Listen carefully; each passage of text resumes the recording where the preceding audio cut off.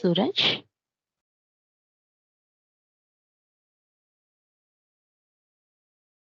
Kuldeep?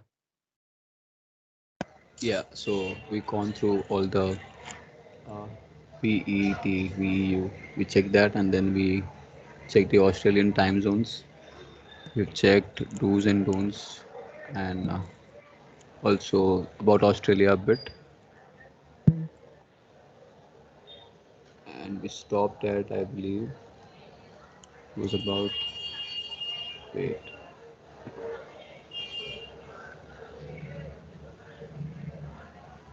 where exactly? the time zones and then we did some topics, I believe, about hot water. Then we stopped. Yes. Yeah, Yes. I'm So audible, we are ma'am? starting with that hot water system, right? yeah. I think Lizana has joined. Good morning, Lizana. Hi, good morning, Diana. Good morning, everyone. How is it Good going so morning. far? Good morning, good morning. Okay, Diana, how many people are in today? I can see Guldeep, Nilam, Suraj, 3, Manoj, 4, Bonnie, 5. Except Mono, everyone logged in. But Oh, okay. after the break, I don't think Suraj has logged in. I couldn't find him. Suraj is not yet logged in after the break. Okay, Ma'am, Suraj. I'm there. Okay, Suraj okay. is He's there. also here. Okay, fine. Everyone is there except Mono. Mono is not logged in today. Okay, no worries.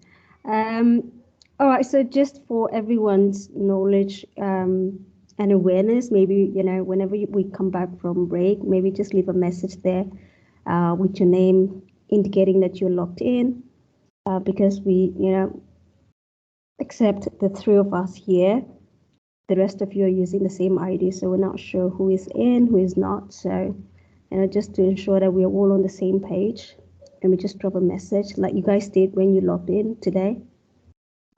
Yeah, please try the.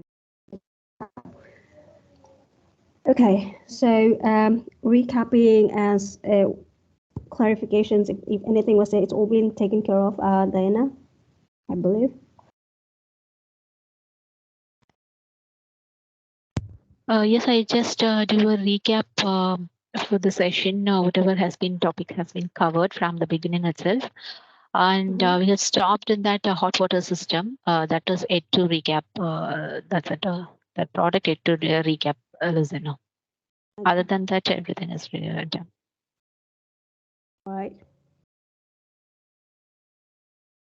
Okay, so I'm audible to to all of you, right? There is no background noises as such, Yes, you are audible.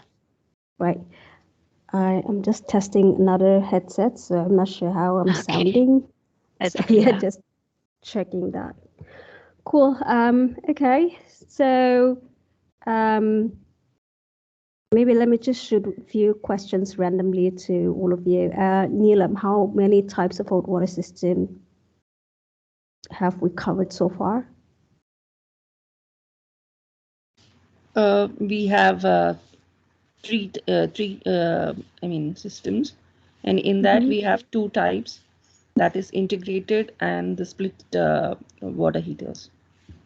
Okay. The question. I'm generally asking what all types of hot water system can be seen, with customers, the old ones.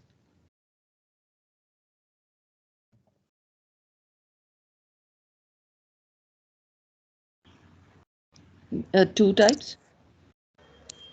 No, it's a three type: Three. Okay. Go ahead. electrical hot water, gas hot Mm-hmm. water system, and solar hot water system. Correct. So Neelam, back to you. The two types of system that is for the heat pump, the new product we are offering to customer. Now, when it comes to Yeah, heat got. pump, yeah, when it comes to heat pump, there are of course two types. One is the integrated system, and the other one is the split system. But generally speaking, when you when you talk to customer, the old traditional, or the traditional hot water system, or the old hot water system, it can be seen, customer can be seen using electrical hot water system, solar hot water system, gas hot water system, or it could be gas hot water system but with a solar booster. It could be electrical hot water system with a solar booster.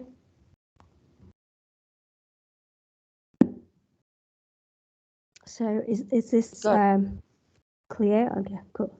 Yeah. All right.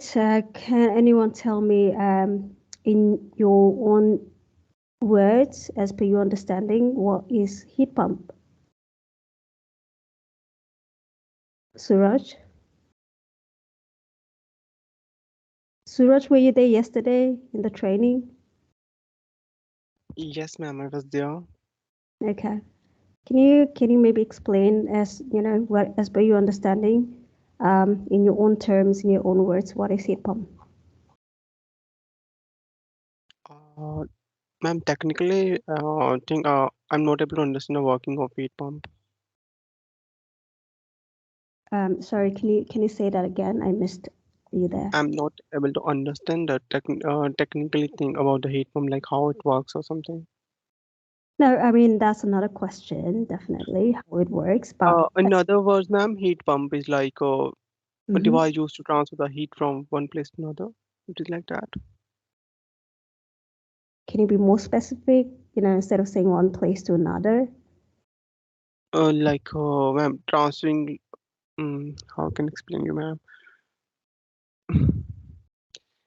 Well, try explaining. Yeah, there is no right or wrong answer. Okay, so just try whatever you understood. The thing is that, ma'am, actually, as I told you, I'm not able to understand like technical things about that. That's why. Okay, well, you are partially right when you say transferring. What was it you said again? Sorry. I'm telling you, ma'am, like a heat pump is a device it transfer the heat, right, Mm-hmm. from one place to another, according to me. Okay. All right. Can someone else give a try? Bonnie, are you there? Yes, I'm here. Great. Well, see, as far as I understand, a heat pump basically is used for both heating and cooling purposes. It can transfer heat Okay. from outside to inside and inside to outside, both ways. Now, it depends on the type of pump the customer might have. All right. Anything else? Well, that's the basic knowledge I have about heat pumps. Not much. It might be also used as a boiler sometimes, where you can boil water and also heat the inside of the house with steam that flows. Okay. Well, So I it guess it. basically Mhm. depends on the type of the type of machine we are talking about here, and there might be a different type of machines available in the market, and the customers might be using, so we can't tell exactly what it'll be. Mhm. Okay. Does So anyone have basically, any? Yeah. Sorry. Go ahead. yeah. So ultimately, I'd say it's just a machine used for removing and installing heat. All In simple right. words. Mm-hmm. Good try. Good try.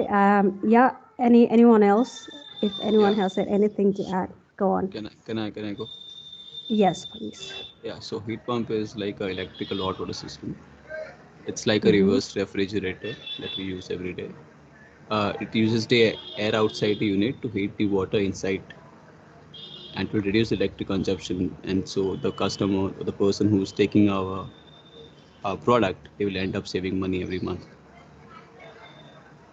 Okay. So when I'm asking questions, I won't say I'm asking questions. We're just interacting right now, and I want the entire session to be like this, like an interactive session instead of one person talking and the rest of the people just listening.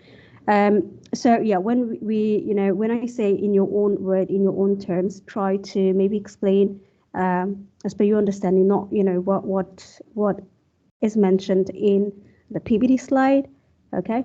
But yeah, it's pretty much that what you just said. And who was that again? Who just? I mean, I'm still yet to catch you guys. Try to figure you guys out with your tone, with the way you speak. But yeah, I'm still getting there. Yeah, Kuldeep. Yeah. Okay, Kuldeep. Okay, I'll try to remember you guys. With the way you guys are talking, but it will take me some time. So till the time I'll be asking, the name. Okay.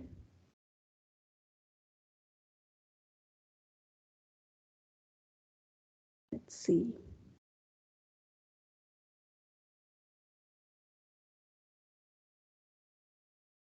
Let me share my screen. Just give me a second. Lizana, sorry to interrupt you. Just inform that Sheetal has told me that we have to log in that Teams because now that C3S1 ID is logged in. So before we have wind up this session, before going for the break at 9:30, we have a breakfast break. No, before going into that break, I'll send the link from there itself from the Teams. Okay. So once Teams, we come okay. back, we can check that Teams whether we can able to connect it or not.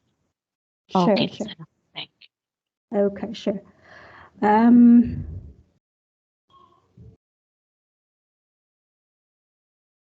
Diana, did you try reaching out to Manu to check what's going on with him?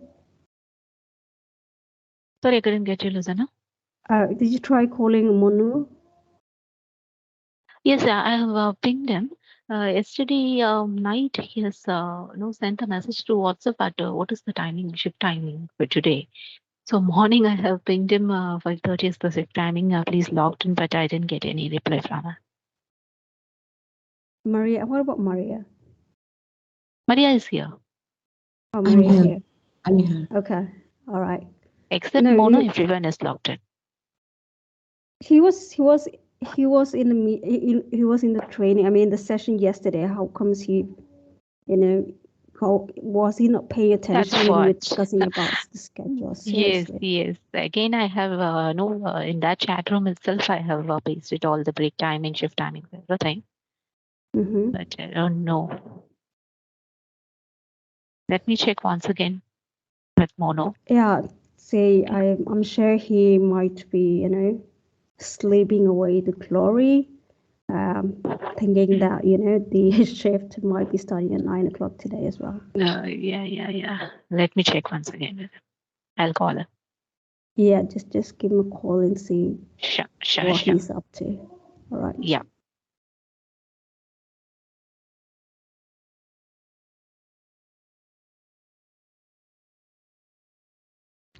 Okay. What is going? Why I'm not able to share my screen?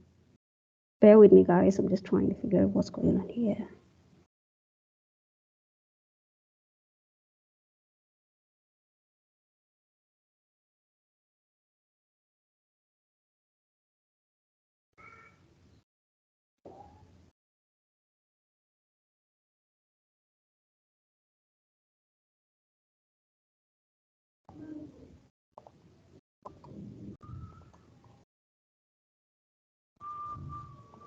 Let me know if you guys can see my screen.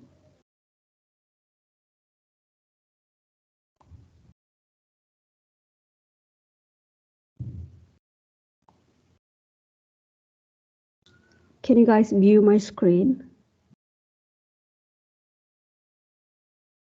Oh, yes. Okay. Right. So a quick recap of what we did yesterday regarding the process and regarding heat pump. So we all understand, the different types of old hot water system that you might be finding in customers' houses when you speak to them. Now,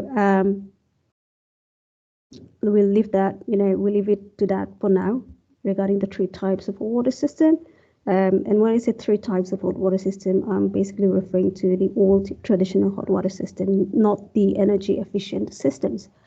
And those are the systems that we are replacing with the heat pump. So we need to understand what type of hot water system we are replacing. So it's imperative that all of you understand that you might be coming across different types of hot water system. It could be electric hot water system, it could be gas or solar. And this is just the systems we're talking about. You will also come across customers who are using an electric system or electric unit, but with a solar booster or, like extra booster attached to the tank. Or it works for the other systems as well. They might have a gas or water system, and they might have a solar booster attached to their system as an extra device to help them get sufficient hot water flowing for their household purpose or for the usage. Likewise, we'll also find solar hot water systems. So normally when customers using solar hot water system, they may or may not have extra booster. Now, when I say extra booster, we're talking something about like this. If the water getting stored in the tank is not enough for their household members to use, it's not sufficient for them, customer can buy extra booster and help them to get more water, hot water, whenever they need. So we are replacing these types of hot water system to a heat pump. So heat pump works on electricity. It doesn't work on gas or solar. It works only on electricity. So the customer have to use their electricity, completely only electricity to use the heat pump. So this is an electric heat pump is an electric hot water system, you can say, and it uses less electricity to run the heat pump or to run the unit. So that's the reason why it is an energy efficient system. And Suraj, if you need to get into the habit of talking about, I won't say it's not a complicated thing, talking about the technicality of how it works, but yes, it's imperative that you have to be aware of that, because you will be required to explain to the customer at one point or the other. When customer asks you specifically, how does the heat pump work? How does a new hot water system works? Then yes, you need to explain to them. You need to, you don't need to use all the technical terms, but just in layman terms so that the customer will also understand. If we start talking about, all this, the units or the different devices that is inbuilt in the hot water system, I'm sure most of the customer will not understand. But in layman term, we can just explain to the customer that, well, the heat pump comes with 2 components. One is a tank as well as a compressor. So right now you only have a storage tank, or you only have a tank. It could be an instantaneous tank, it could be a storage tank. Yeah, these are storage tanks. This is just an instantaneous hot water system. So can tell the customer that right now what you are using or what you have is just a storage tank or just a tank. However, the new systems which we're going to replace it comes with 2 components, which is a compressor and a tank, or a compressor and a tank. And it has more advanced technology inbuilt in the compressor. If you can see, this black color panel here, it has all the settings to change the heating temperature, the cooling temperature. You can put a timer on it, right? So that if you want to use it only for a certain duration, you can put a timer on it. unlike the old hot water system, it doesn't have this technology, inbuilt technology.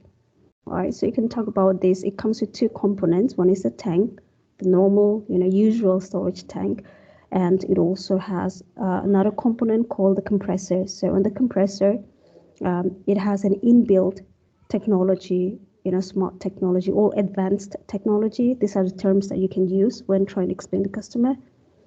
And advanced technology wherein you will have the options available to put a timer, to change the settings of the heating temperature, the cooling temperature, and for the long run, it's when we talk about the durability of the system, it lasts longer, and it has low maintenance as well.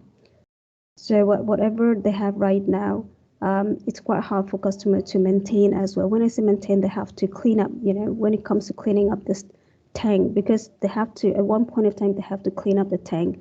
They have to, once they finish using the water that is stored in the tank, they need to clean it up. And it's not that easy to, have some customer used to hire someone to, plumber or someone who actually have the knowledge to, clean up the tank. So it's not like, other tanks that, we can clean it up by ourselves. So it's that complicated, when it comes to maintaining or cleaning up the hot water system. So you can tell the customer, it also has a low maintenance. They don't need to, when they're using hot water, they frequently have to clean. They frequently have to, before refilling their tank with the water, they have to clean it up frequently. And another reason is because they've been using, the storage for quite a long time. And it's getting older, and the more it gets old, we know, right? It's not just the hot water we're talking about, but if it's any kind of tank or any other products, we constantly, let's say we're using a water filter, just common example, we have to clean the water filter, before filtering clean water to drink. So likewise, it also needs maintenance, and it needs frequent maintenance when we talk about the old hot water system. But when it comes to the heat pump, you don't need to frequently, clean up the entire tank, or you don't have to,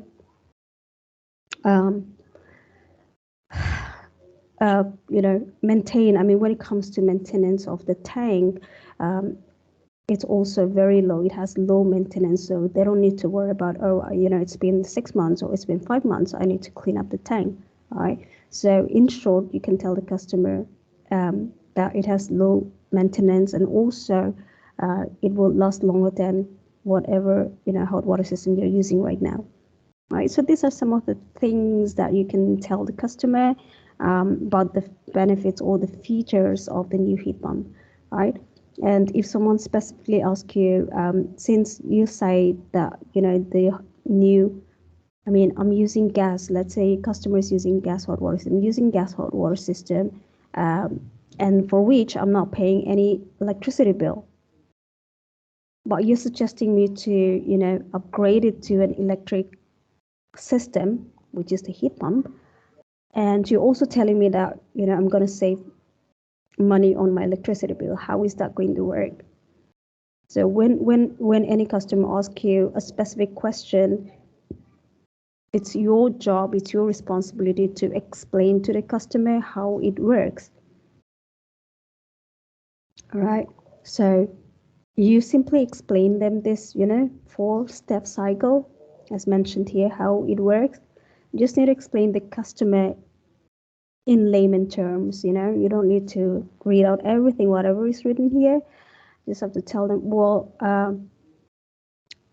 yeah, if you put it that way, I know it doesn't make sense, but let me tell you in brief how the heat pump works. Yeah, and then you explain to the customer. So like I said before, the new heat pump or the new hot water system comes in two components, the tank and the compressor. And I also mentioned that, in the compressor, it has an inbuilt technology. Now it has, in the compressor, it also, apart from the inbuilt, smart technology, there is an exhaust fan, attached or embedded inside the compressor. And the heat pump will use electricity only to run the exhaust fan. So we all know how the exhaust fan work, right? Let's say we have an exhaust fan in the kitchen. We normally, here in India, we normally use the exhaust fan, in the kitchen. I mean, most of the time. All right. So why do we use the exhaust fan in the kitchen, especially in the kitchen area? Kuldeep. Yeah. What is it? Why do we use exhaust fan in the kitchen?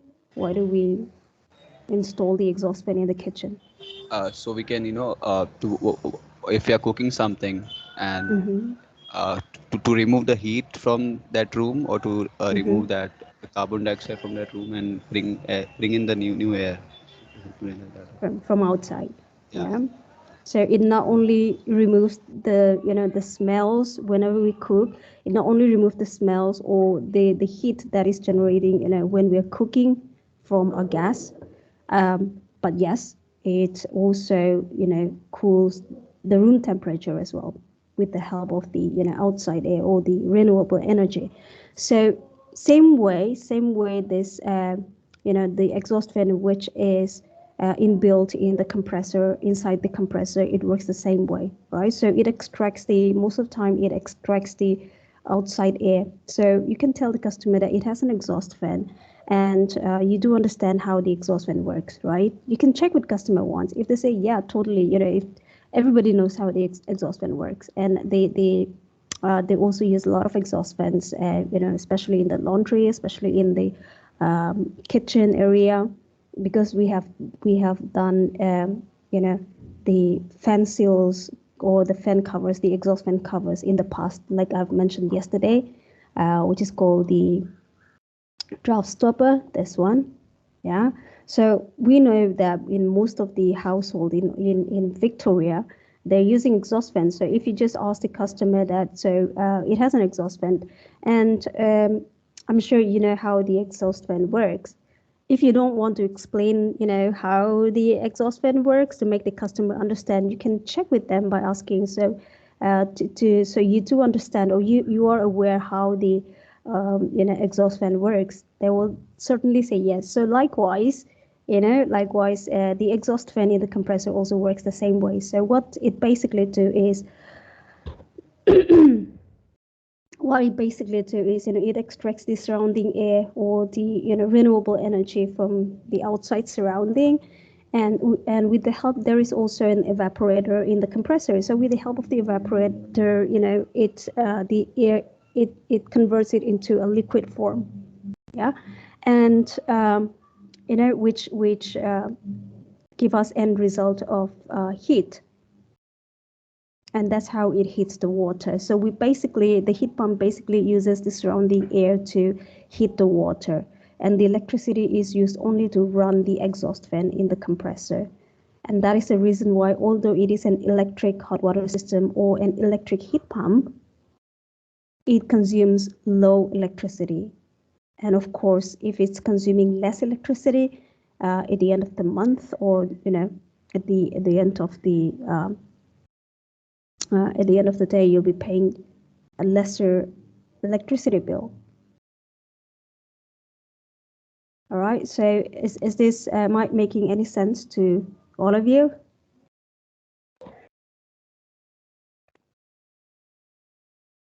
Yes, ma'am. But could you please I'm no, could you please explain how it converts? Because ma'am, I have some question. We know that as you told us it extract the heat from the surrounding, right? Not heat. It extracts the air that we Air from breathe. the sun, right? Yes, Yeah. and it increase the temperature with that air. Okay. It just tell the customer that, it has an exhaust fan, and with the help of the exhaust fan, it extracts the surrounding air, okay, or the outside air, and it has an evaporator, right? So we know the basic. I mean, even if it's just the basic, we know how the evaporator works, right? When I say evaporates, it's self-explanatory, right? So with the help of the evaporator, the air that is extracting inside the unit, inside the system by the exhaust fan, with the help of the evaporator, this air, it converts it into a liquid refrigerant with the help of the evaporator. Got it, ma'am.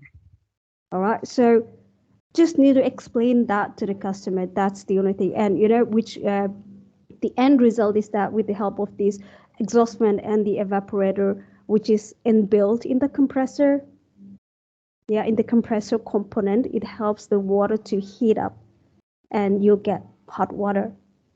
Now, the only time the heat pump or the new hot water system uses the electricity is to run the exhaust fan. And that is the reason why it consumes less electricity to run the heat pump. Okay. Yes. If you explain just this to the customer, they will buy it. They will understand to a certain extent.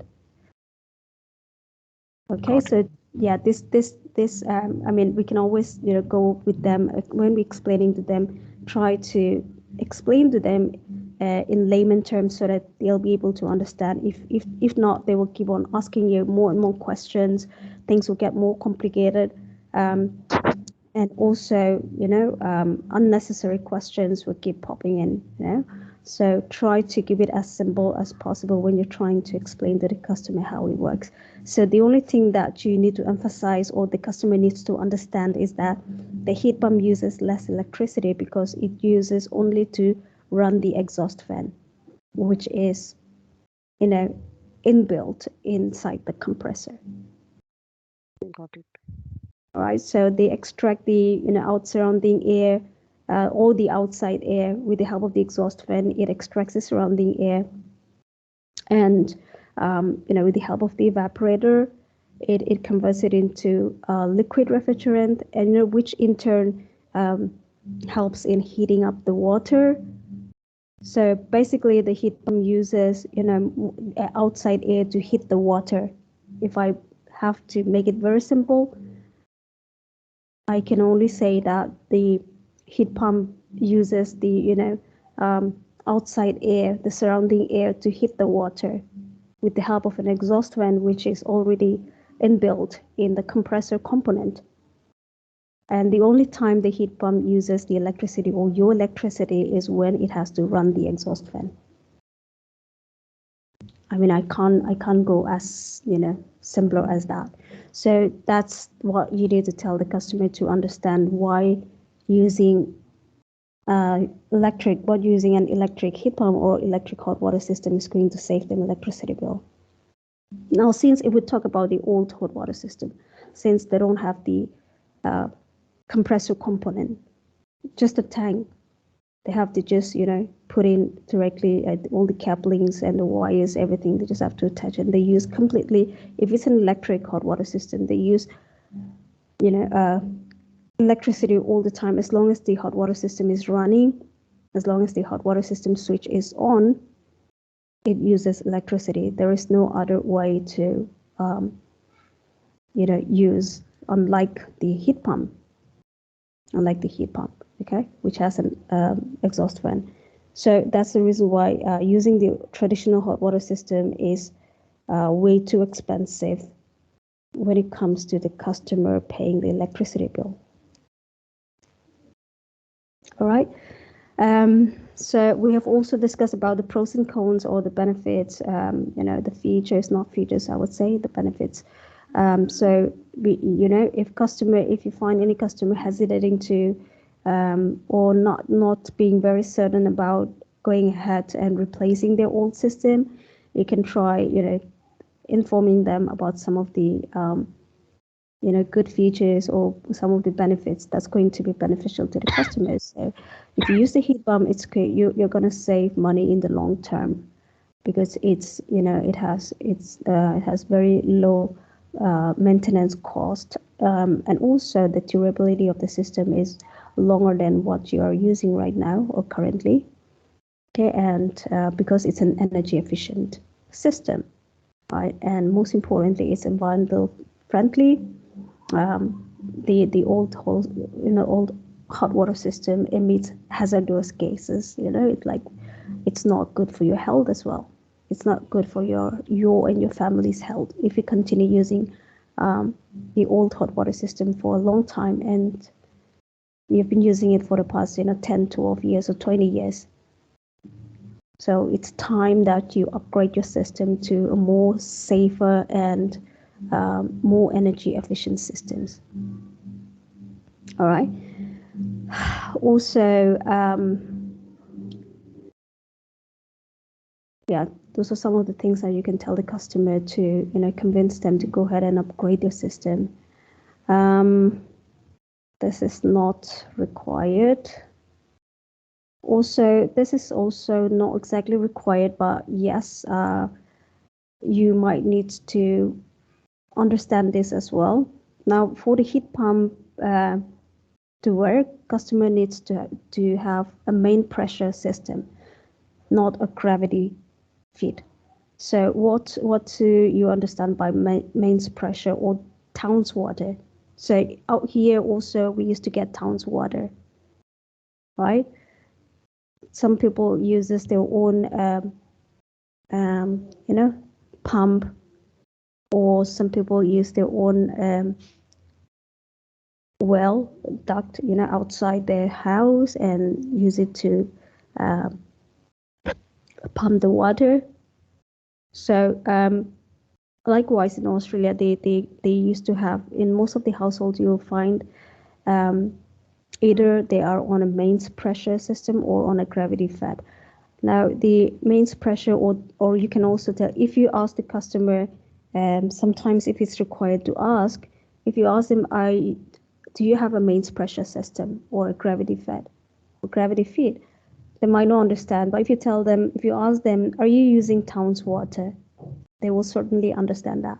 So what's mains pressure? So hot water is delivered at a similar pressure to that of the cold water. So it has a hot water, the outlets of the water. They have two different outlets. One is for the cold water and one is for the hot water. So both the outlets have similar pressure, when it gets turned on. And the storage tank is usually located at ground level, inside or outside of the house. So most of the time, if customer has a mains pressure system, you'll find the storage tank or the hot water system, whichever hot water system they're using, it is usually located or installed at the ground level, or outside the house. Could be inside or outside the house, but it's on the ground level. If they're on gravity fed, hot water is delivered at a lower flow than mains pressure. So the pressure, when the water outlets for the hot and cold water works differently if customer has a gravity feed. So the pressure depends on the height difference between the tank and the point of use. Now, it's not like, water filter that you have mounted it on the wall or you have kept it inside your kitchen and then you get the water from here, because those most of the time we use instantaneous water filter if I talk about just the common water filter. But for the hot water system, they have to install it outside, and then with the help of the couplings and the wirings, if they wanted to use in the kitchen, it will have a cable till to their kitchen basin, or if they wanted to use in the bathroom or in the laundry. So the difference between the tank and the point of use, that's what I'm talking about. Gravity fed systems are most common for older properties and properties not connected to mains water. So you'll find some very old properties or old houses, that's been built for quite a long time. They usually don't have a gravity fed system, but nowadays we hardly see any properties which have a gravity feed system. Most of them have mains pressure, or they're using town's water. But yeah, just for your understanding, in case if you come across any customer concerned about this, they might tell you, well, I'm not using a town's water. Is that possible for me to upgrade it to heat pump? Now, it could be, problematic. It could be not a feasible situation for them to get a heat pump, because the heat pump will not work if they are on a gravity feed. So this is, again, something which you guys might need to know. So this is with a picture explaining a gravity fed system and a mains pressure system. Now, if we look here, this will give you more, this will give you clear picture. So a gravity fed system will be located in two places. First, the cold water tank will be located on the roof. Let's say this is the tank. Second of all, the hot water cylinder will be located in an airing cupboard. Let's say they put it inside a cupboard, or they can, maybe even if it's not inside a cupboard, it's there, which will usually be located near the bathroom. They need to use the, if the tank is kept a little bit far away from where they want to use the water, that it might not work. So what happens is most of the gravity fed system, they keep the tank, the storage tank. This is where the water is getting stored. So they used to keep the storage tank somewhere nearby the kitchen or the bathroom, where they use the hot water system most of the time. So it could be inside the house. This one is inside the house. It could be installed, the tank could be installed outside, just adjacent to the wall. Let's say if this is the basin, or this is the washroom or the bathroom where they use hot water system, it could be installed outside, just outside this wall, so that the distance will not be far from the point of use. But yes, it has two different outlets. The cold water, this is where the cold water, they're getting the cold water to store it in the tank and to get the, hot water. So most of the time you'll find it either on the rooftop of, the customer's house, or it could be somewhere in the attic. But yes, it's like, in India, we see most of the time we see the, I think we call it a water tank or syntax or something. We used to keep it, you will see, you guys can see most of the water tanks are on the top of our building, on the roof or terrace roof or on the rooftop. So likewise, most of the cold water storage, they will store it, they will keep it on the rooftop, and then the hot water tank will be on the ground level or somewhere, close to the outlets, the point of use where they will be using the hot water system. And because of this, the pressure, it works in a different way. And that's why, it doesn't work with a heat pump. Now, so this kind of, if customer has this kind of gravity fed system, the heat pump will not work. It needs to be on mains pressure or down. They should be using a town's water supply. This is for commercial, so forget about that. Heat pump commercial, again, heat pump commercial, smart switch, a switchboard. Sometimes, again, this is also not required in every call, but just for your information, if customer says that they have an old switchboard, all right, they have an old switchboard or the standard switchboard, will that be a problem? If I upgrade the system or if I install the heat pump, will that work with my current switchboard? In that case, they need to have a smart switch. Even if it's not the entire board, you can see this is an old one. In India, we can see some in some of the houses, some people are still using the old switchboard. And at one point of time, we also used this one. But the heat pump will not work if you have this kind of switchboard, or if the switch is, the old one. You need to have a smart switch or a circuit breaker. That is not a term.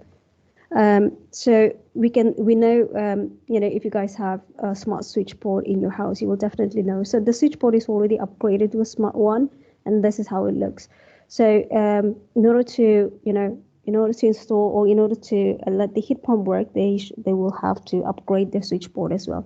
Now, upgrading the switchboard is quite costly for them if they have to remove the entire switchboard and put in a new one. So customer will have an option to install just a smart switch where the hot water. Let's say if this is a switch that I'm using for my hot water system, I'll just install a new smart switch just for the purpose of using my hot water system. I may not need to change or upgrade the entire switchboard, which is going to be very costly for me. But yes, I can just install a smart switch just for just to use the heat pump or for the hot water system. So again, if customer asks you if I have the old traditional or the old switchboard or switch, is it going to work? You can just tell them, well, it may not work for the heat pump. With that kind of switch, you might need to install a new switch where the hot water system is connected. But yes, in order to give you more information regarding this, I'll leave that up to our sales specialists, our team of experts, or our hot water system hot water specialist.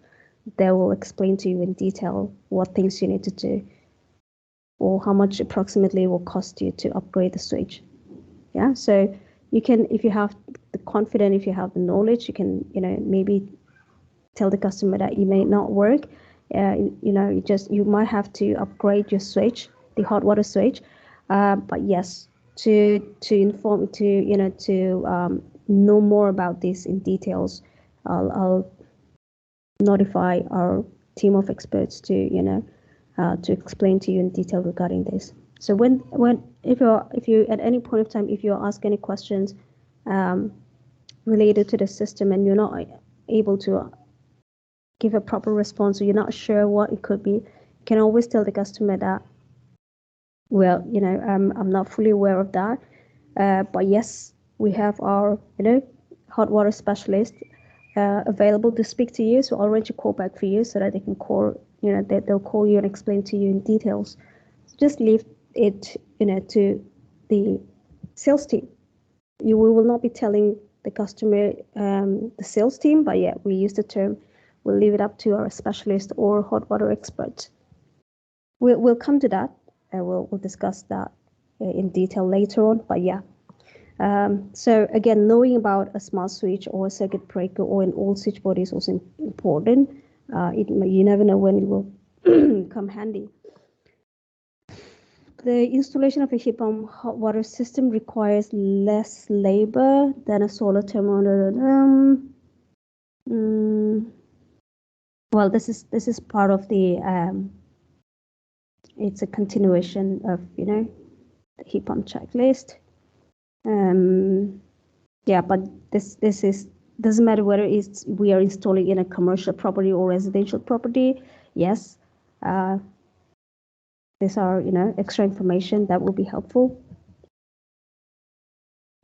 The heat pumps need sufficient ambient airflow, which limits their installation in confined spaces such as a cupboard. But we'll come to that. Forget about all these things. These are not required.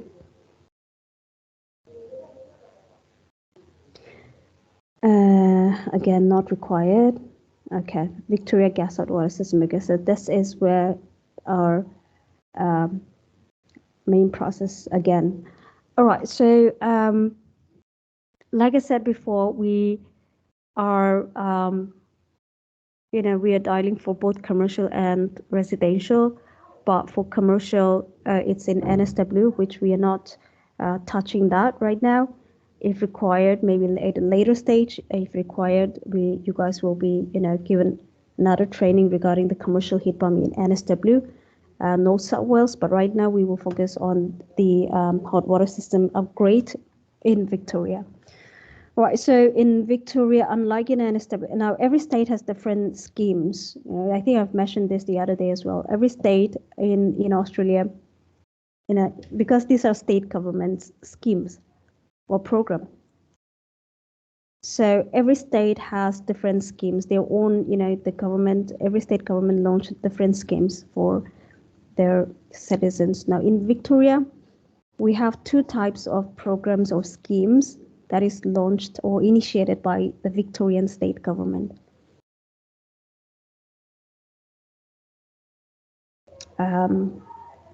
This is an old update, so which I will remove it. So we have the Victorian VEU, the Victorian Energy Upgrades Rebate or Scheme. You can use the term schemes, program, campaign, rebate, all these things are different terms, but you just talk about the same thing. Right, so in Victoria, the state government has initiated two schemes. One is the Victorian Energy Upgrade Rebate or the Victorian Energy Schemes, and the other one is a solar VIC rebate. Okay, so now when I am explaining the different type of schemes or rebate program, remember that is only for your knowledge and for your understanding. But it's not something which you need to explain to the customer because it's going to confuse, it's only going to confuse them. So please keep in mind when I said that when I'm trying to explain to you guys between this rebate program, two types of rebate program, that is only for your ears, for your knowledge, for your understanding. Okay, right. So the Victorian government has initiated two types of program or rebates. One is under the Victorian Energy Upgrades Program, and the other one is under the Solar VIC rebate. All right. So we will talk about both the rebates. If any customer gets qualified, now these two rebates has different qualifying criteria. All right. However, in general, what the similarities between these two rebate program is that customer will get a discount, a rebate. They can get a rebate. So what they do is, let's say the market price for the heat pump is 4,000. Just taking a hypothetical number. If the market price is $4,000 to get the heat pump, they will get a certain discount, a rebate amount, if they, install the heat pump under this, be it under VEU rebate or solar VIC rebate. So to give the customer a discounted price for installing the heat pump, the government has initiated the schemes. Now, heat pumps are generally very expensive if they have to buy from the market. And it's not only about, buying the heat pump, the system itself, but installation, again, the plumber cost is quite high in Australia. So to install the heat pump, again, it's going to cost them, more than thousands.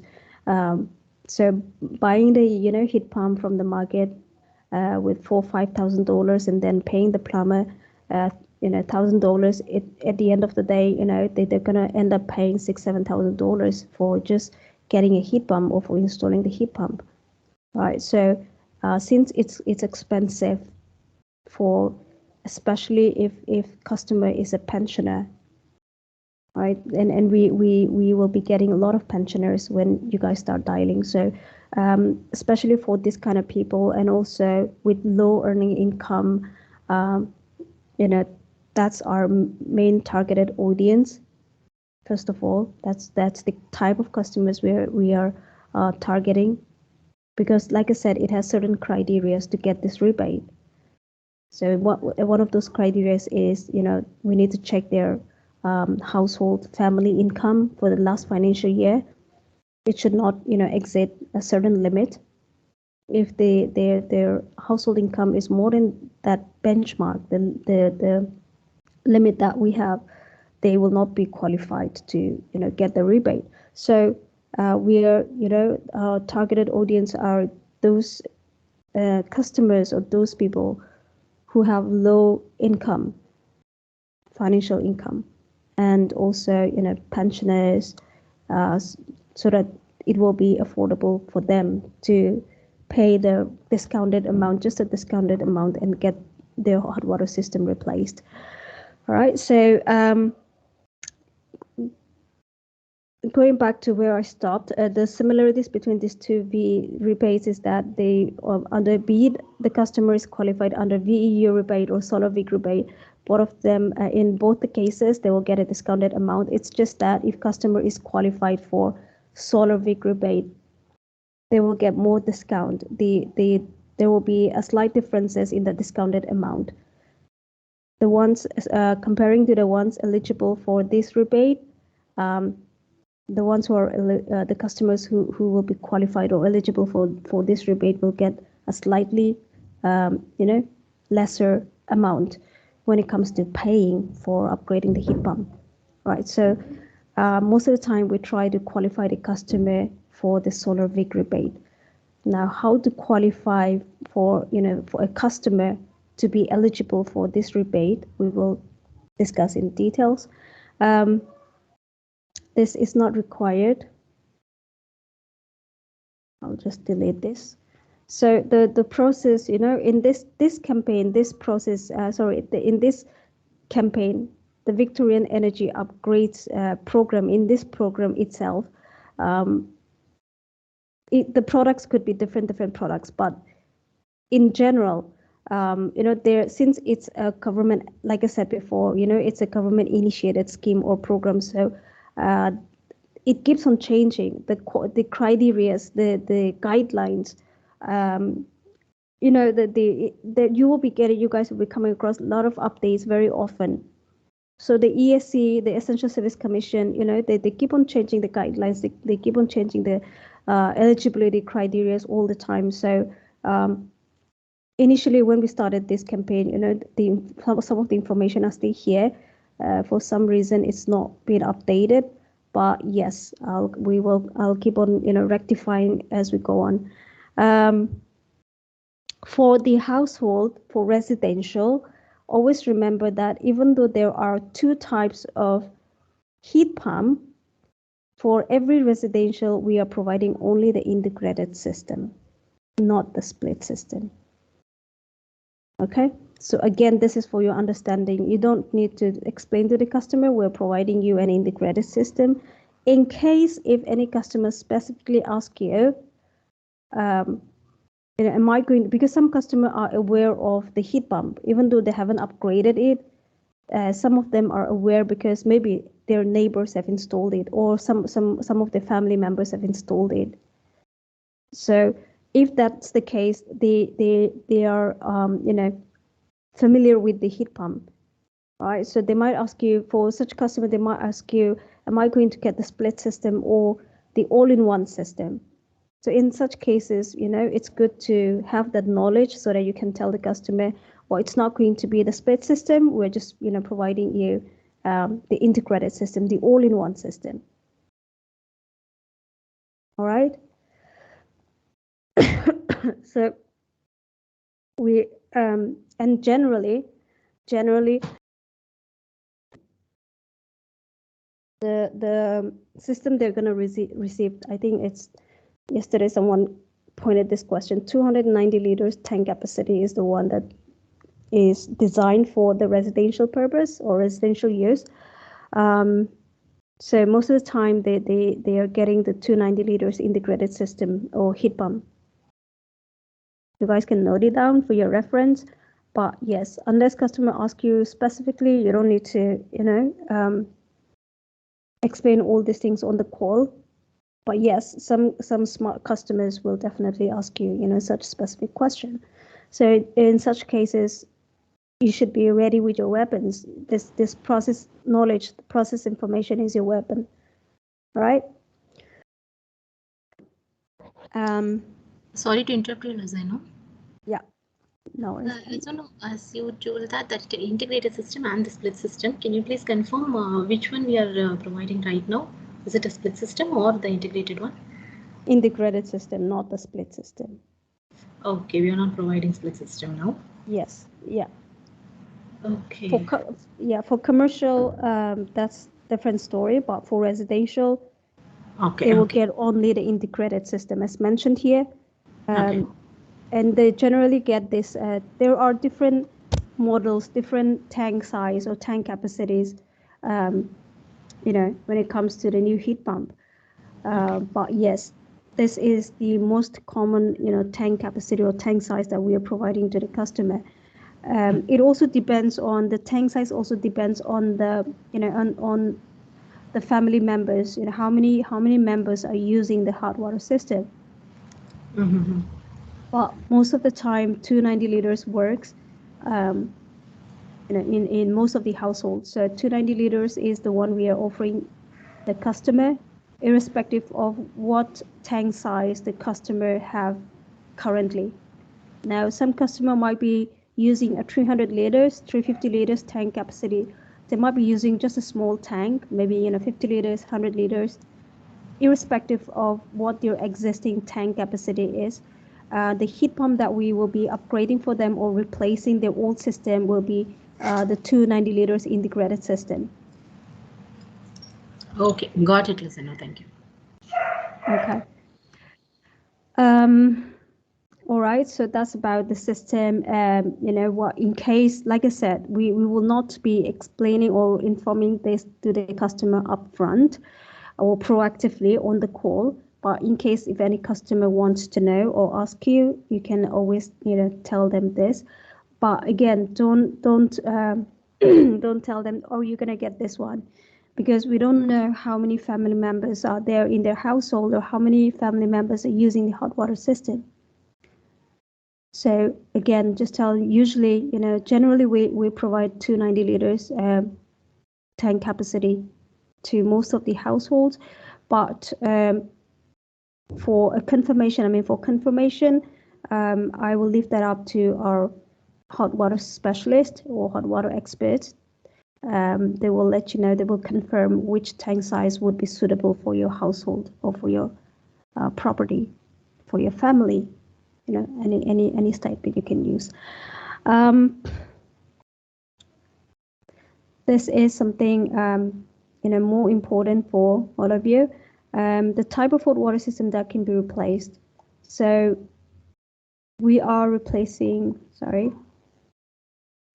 we're replacing the instantaneous gas hot water system. If customer has an instantaneous gas hot water system, we can replace it with a new heat pump. If they have just a normal gas, hot water system, and when I say normal gas hot water system, it's usually the tank, the storage tank that we're referring to. They will still be qualified to upgrade the heat pump.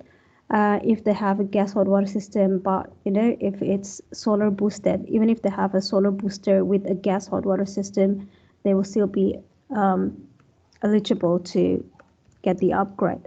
If they have an electric hot water system or electric hot water storage tank, they will be qualified to upgrade it to a heat pump. Although, just for your information, if they have any of these three systems, it will work to their advantage, because the amount that they need to pay, it will be lesser than comparing to someone who has an electric hot water system. So we can still, if they have electric hot water storage tank, we can still upgrade it, but it might cost them more comparing to those customers who have this type of hot water system. So if you get more customer who has any of these three hot water system types, then it's most likely that customer will end up installing the heat pump, which will be eventually be a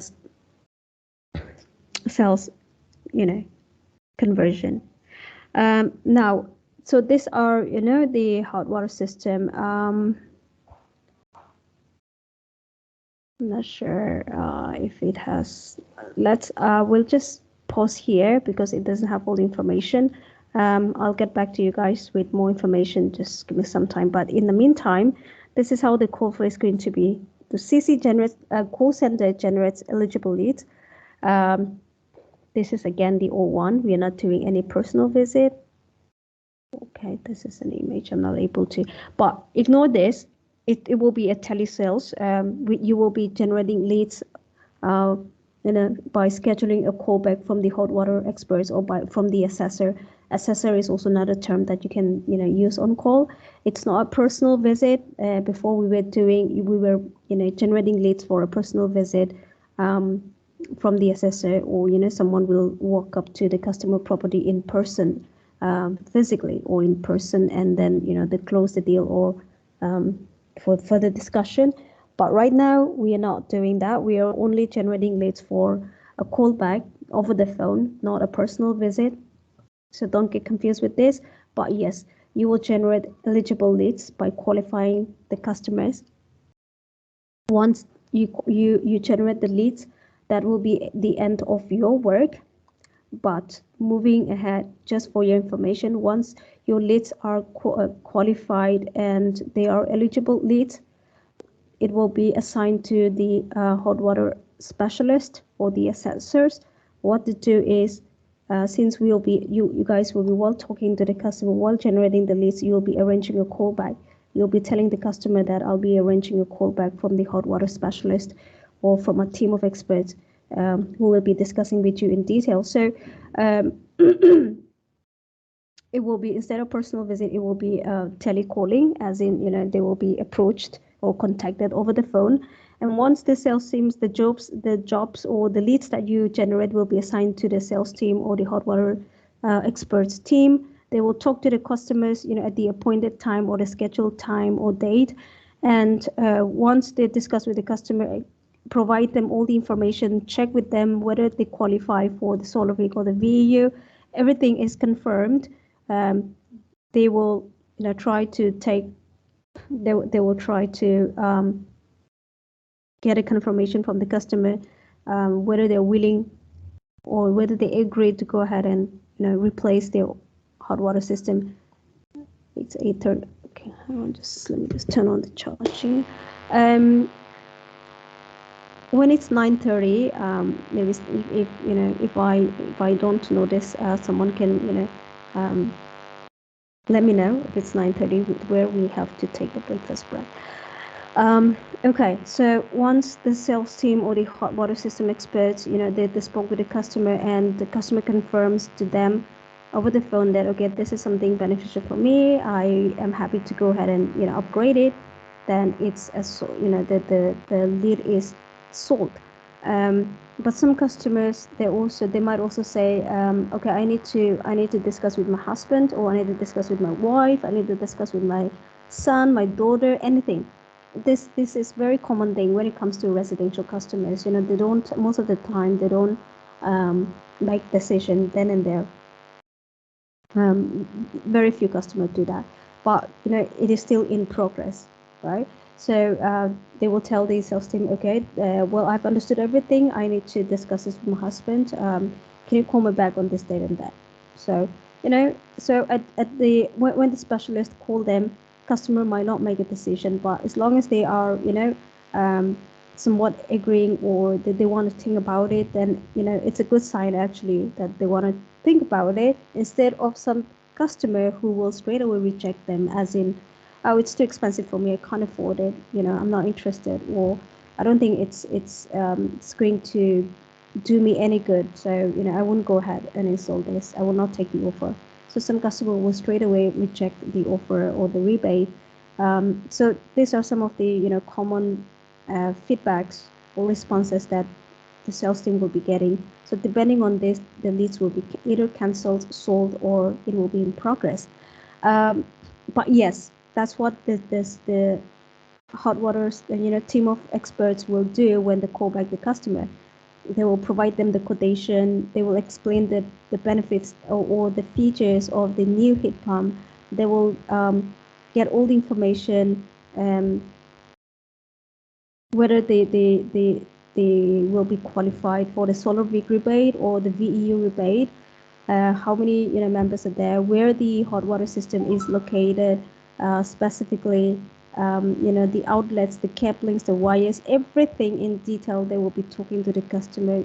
Some customers even agrees to FaceTime with them, as in video calling, and just to show them where it is, the system is, or how the cablings and wirings have been done. So every possible ways the team of experts will do every maximum. I mean, they will give their maximum effort to convert the leads to a sales, to a successful sales. So that's how they will do, and If it's in progress, customer wants to think about it, they will be taking a date and a time to call back the customer. So they will call back, they will follow up, they'll call back, and then that's how the sales will be converted at the end of the day. And once the customer confirmed, right, I'm ready for the installation, then that's where the installation team comes in the picture. So the plumbers, if any cablings needs to be or rewiring needs to be done, the company will send the electricians to the customer property and they will do the rewiring or whatever is needed. If no rewiring is needed, they will straight away send the plumbers to do the installation. They will remove the customer's existing hot water system and they will put in the new heat pump. Now, one thing which we all need to remember is that this is a replacement um, scheme. Now, when I say this, there are some products like some of the products I showed you guys before. For example, for this device IHD, the in-home device, if you guys remember. I'll just take one example, or we can also take an example of this exhaust fan cover. These are not replacement. These are not for replacement. Customers should not have an existing covers on their exhaust fan. If they have an existing one, they don't qualify to get this new one. So unlike some of these products, for hot water system or for heat pump, customers should have an existing. Here, they should not have an existing cover in order to qualify for this product. But for heat pump, they should have an existing hot water system. If they don't have an existing hot water system, if they are not using hot water system in their premises, they will not be qualified for this upgrade. They will have to purchase it, from the market because they will not qualify for this rebate program. So it's imperative that customers should have an existing hot water system, be it solar, gas, electric, whatever type of hot water system, but they should have an existing one. And second, important thing that you need to remember is that since it's a replacement scheme, the company will be, the installation company, whoever will be installing the heat pump, they will be taking away their existing hot water system for decommissioning purpose. You might come across customers who will tell you that, I don't want to give away my existing hot water system, even though they would like to, upgrade. They would like to get the new heat pump. Some of them, they refuse to, they refuse to give away their existing hot water system. If that's the case, they will not be qualified or they will not be eligible for the upgrade. We will not proceed with the installation for such customers because they are denying to, give us the existing hot water system for decommissioning purpose. So customer, and these cases, this kind of situation comes up with those kind of customers where they have fairly new hot water system. Let's say if customer purchased or upgraded, if customer purchased new hot water system maybe 2 years ago, 3 years ago, or maybe 4 or 5 years ago, it's fairly new. If it's just been 3 or 4 years since they purchased a new one from the market by themselves, I'm sure they would have paid. They might have paid a huge sum of money, huge amount to get a new one, and then it's working perfectly fine because it is still new. So in such cases, even though customer will, initially be willing to upgrade their system to an energy efficient one, they might, at the end of the day, when they might refuse to give away their existing one.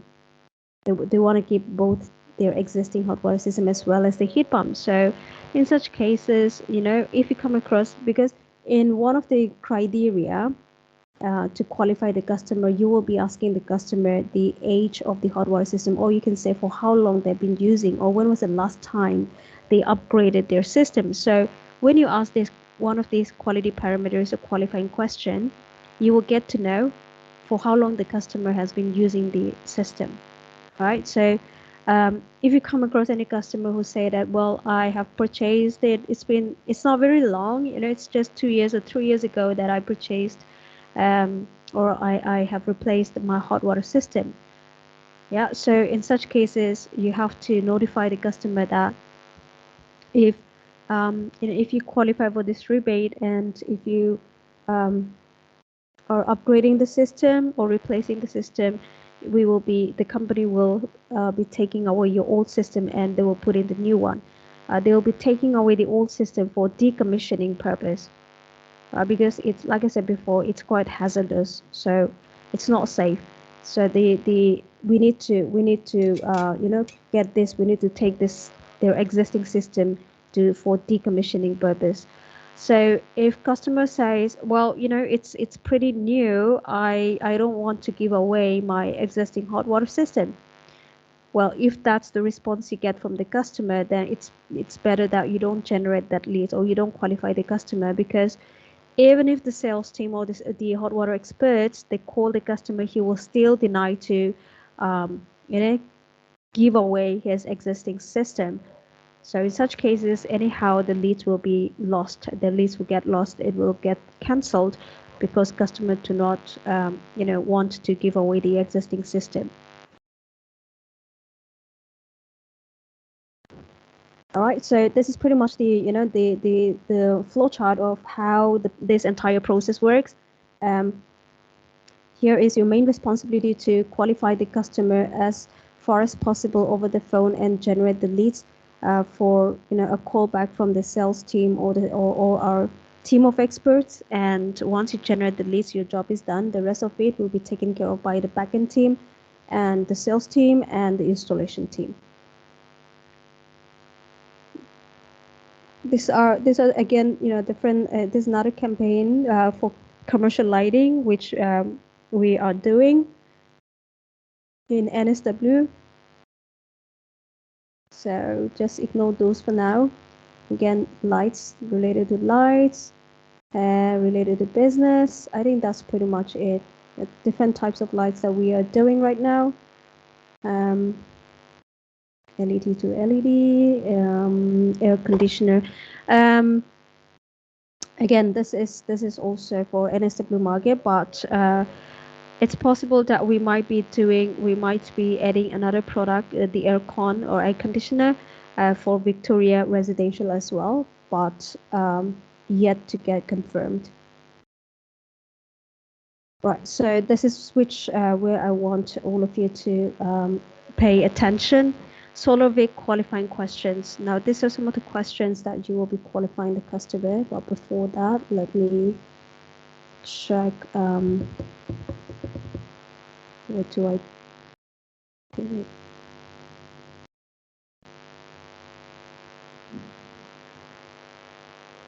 Okay, this is just a sample script for, you know, for this process. So I will be sharing this as well for your reference initially. It doesn't have the, you know, all the information here, but yes, this is also something worth discussing.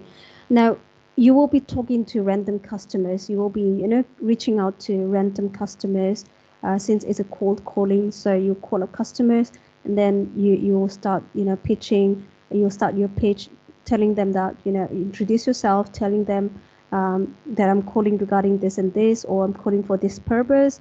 And then you start telling them, you know, you start qualifying them. If customer is ready to speak to you, then you started, you know, with your qualifying questions. And like I said before, even though there are 2 rebates, rebate program, our sole focus, our primary focus will be to qualify the customer for the SolarVic rebate. Because if we qualify the customer for SolarVic rebate, you know, it's most likely that our sales conversion will also we will get better result. Just give me one second, I'll just drink.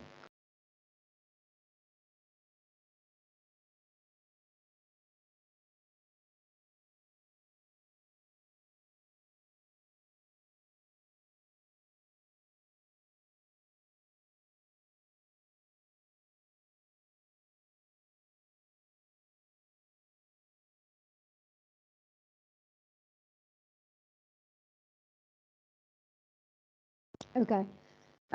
So we will try to, we will try to qualify the customer as far as possible, over the phone for solar week qualifying, solar week rebate and not VEU. Like I said before, if customer gets qualified for this rebate VEU program or VEU rebate program, it's most likely that the discounted amount may not be, something which most of the pensioners, especially the pensioners, will, it will be affordable for them or they can afford to pay. So what happens is if they can't afford it, then obviously the leads will get cancelled or the sales will get cancelled, not the lead. Sorry, the sales will get cancelled. So most of the time we'll try to qualify the customer, keeping in mind that they should be qualified for the solar week rebate. Now, few qualifying questions. First of all, we need to the basic, the most basic and first qualifying question that you can check with the customer is whether they own the property or not. Now, solar VIC, they will be qualified only if they owns the property. So let's say um, um, and also not just that, they should be the owner and occupier of the property. So I'll give you with examples. I'll discuss it with you guys. You call up one customer and you ask the customer, so let's say, Mr. Smith, do you own the property or are you the owner of the property? Now, owner of the house and owner of the property are two different things. All right. So when you're talking to someone, when you call someone and they pick up the phone, um, it's obvious that they owns the. I mean, they are the owner of the house, and that's the reason why they're picking your call. All right. So asking the customer if you're the owner of the house, sounds silly. So what we do is when we talk to customer, you have to ask them specifically. In order to qualify you for this rebate program, I need to ask if you are the property owner or if you own this property where you are residing. If they say yes, then all good, you can proceed with the other qualifying questions. But if the customer say no, I'm just a tenant, I don't own the property, I am just renting it, right? So in that case, the customer will not qualify for the solar rig by default. So what you need to do is you just move on to, asking the other questions which we have to qualify for the VEU program. So we will discuss that again in detail. But yes, first and foremost question that you can ask the customer is whether they own the property. Remember, in order to qualify the customer for solar VIC rebate, they should be the owner and occupier of the property. Now, another example, when I say occupier of the property, let's say I'm the customer, you call me and you ask me if I own the property, and I say, yes, I own the property, or I'm the property owner, right? And let's say I also mentioned to you, or I also inform you that I have two properties, or I have two more properties, right? And I'm renting those properties. So will I get qualified? I mean, can I get a rebate for my other two properties as well? Now, in such cases, for the other two properties, it will not be qualified for the solar big rebate because even though he owns the property or he owns the other two properties, still, since he is not occupying those property, since he is not staying in those properties, but someone else is renting the place or the property, so for the other two properties, it will not qualify for the solar big rebate. So this part is understood. The customer should be the owner and the occupier of the property. If customer has three properties, it's obvious that in one of the property, he or she is staying in one of the property, his property. In that particular property where he is occupying the property or staying in that property, definitely he will qualify for the solar VIC if he meets the other qualifying questions. But for his other two properties where he gave it for renting, those two will not be qualified for the solar VEET.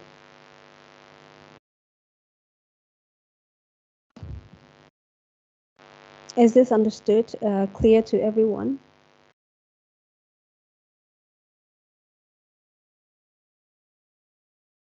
Hello, why I'm not getting any responses from any one of you? All right, does anyone have any questions so far for what we have, discussed so far? I have a question. Go ahead. Okay, so we are calling only those people who has their own property, right? You will be calling random customers. You don't know whether they are the property owner or whether they're renting the property.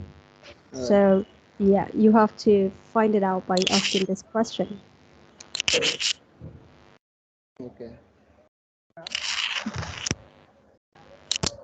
In addition to that, it's not that we are qualifying or we are generating leads only for those customers who are renting the property. We can also generate leads for those who are the property owner, not only the property owners or not only those customers who has or who owns the property and staying in the property, but we can also generate leads for those who are renting the property as well. We can qualify them for the VEU rebate. So both types of customers leads can be generated by you guys, both the property owner and and also those customers who are renting or who are staying in a rented place. Any questions?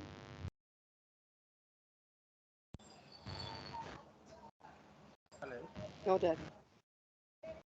Mm-hmm. Yeah, Can I ask you something? go ahead. You can always ask. As you said that if a person owns three properties or two properties, right, and in properties he is living, so he qualifies for it. Uh, Come again, say that again. Yeah. Your voice is too low for me to hear. Yeah. Can you hear me? Yes, loud and clear. Yeah. If a customer owns three properties, right, Mm-hmm. and he is living in either of the properties, right? Mm-hmm. So, like, he will be eligible for only for one property, right? Where he is residing. Yes, correct. For the solar VIC, again, we have to Solar. remember, yeah, for this to get the solar VIC rebate, they'll be eligible for only that property where he owns the property and as well as residing in that property. Right. For the other two properties, if customer wants to, get an upgrade or customer wants to get the heat pump, we can still qualify for the other two properties as well. But for the other two properties, he will not be qualified, with the same rebate, solar VIC rebate. But we can qualify, for the Victorian energy upgrade rebate.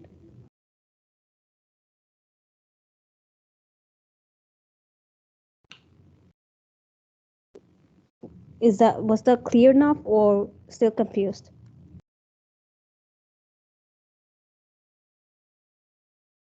Yes, it is.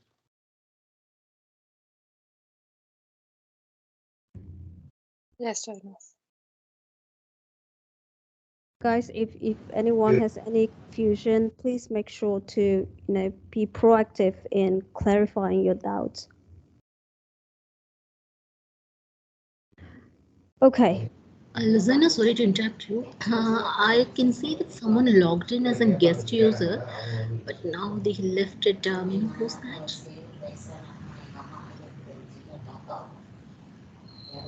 Diana, it was me. Actually, I had to switch the device due to the network issue. Okay, fine. Okay. I thought it was in Moon or somebody else. That's what I'm No, asking. no, no. It was me. Thank you. Okay. Great. So Diana is, my ears and eyes for this session. Thanks for informing that, Diana. Okay. All right. So let's move on. Rental properties are not eligible for the solar VIC rebate as it's clearly mentioned here. in general, we do not want to do upgrades on rental properties. So most of the time, why it's mentioned here is because, see, by the way, rental properties, this is just, some conversation between two people, and just make a note. It's pretty much, it pretty much look the same way. But anyway, rental properties or tenants are eligible for VEU program if we are speaking to the owner of the property. All right, so what happens is, usually if you're renting a property, we don't generally, do the upgrade for them until unless we are able to actually, speak to the property owner, and if the property owner agrees to go ahead and do the upgrade. Because most of the time, in Australia, if you're someone renting the property, most of the time you are not authorized to make any changes within the property premises. If you want to, upgrade your lightings, let's say you want to go ahead and upgrade it to LED lights, you might have to take a permission from your landlord or from your property owner. That there is a scheme going on. I'm getting this product free of cost. Do I have the permission to go ahead and upgrade them or replace them, or be it any product, air conditioner, let's say.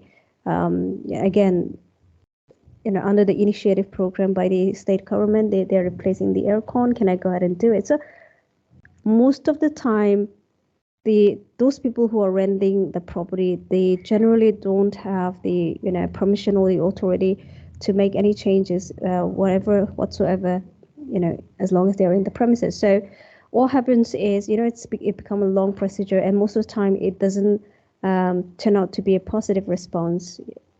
If the tenant go ahead and maybe check with their property owner that this is a product. So we are communicating with the customer who is renting the property, and that customer is explaining things to his or her landlord or property owner. So it becomes a three-way communication. We have to do a lot of follow-ups to call up the customer and ask them, have you talked with your property owner, or have you discussed with your property owner, can we go ahead and do the installation? And most of the time customers say, well, I'm not able to get in touch with my property owner, or I am still yet to discuss with them, just give me a few days. So it goes on and on and on. So again, a lot of follow-ups needs to be done from our end as well before we actually generate the leads or qualify the customer. One reason. Another reason is most of the time it turned out to be a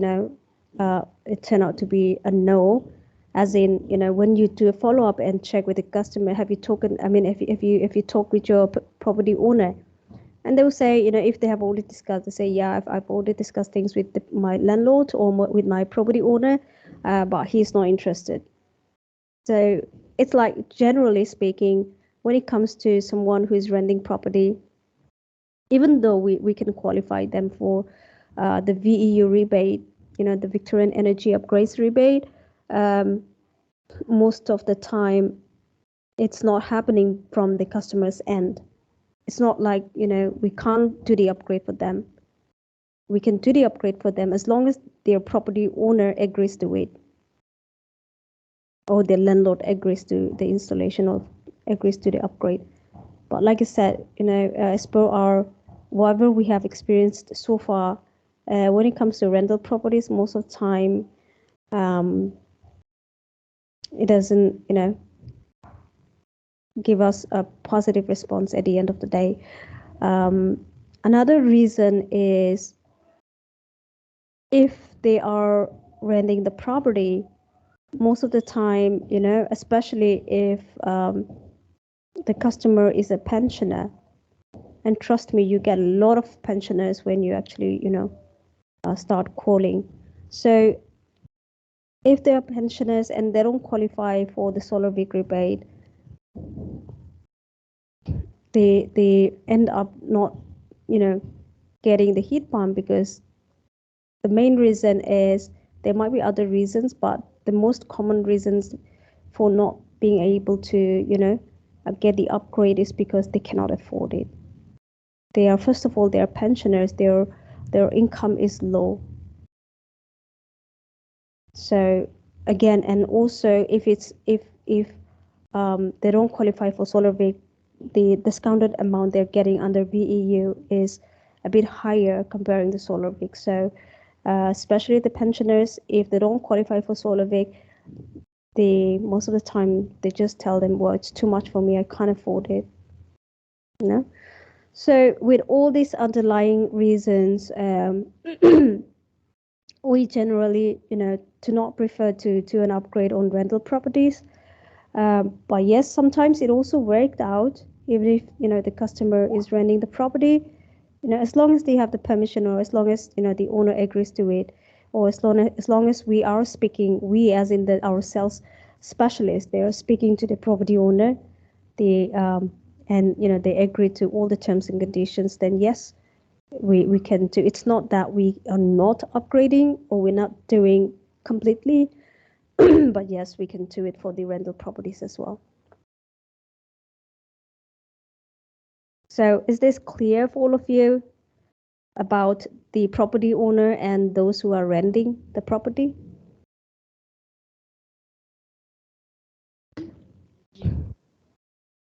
Any questions from anyone? Please do not hesitate to point out.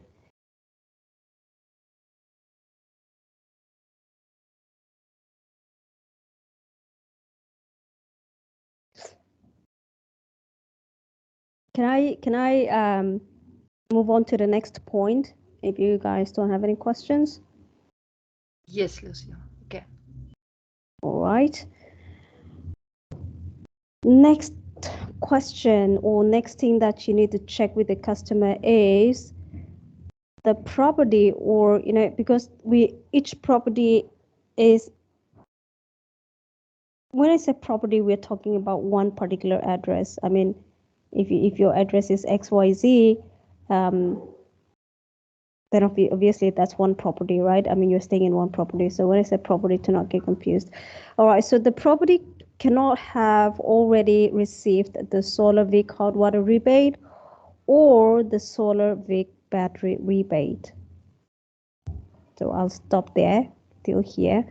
Now, you need to check another qualifying questions for, to qualify the customer for solar VEET rebate is, you need to ask the customer whether they have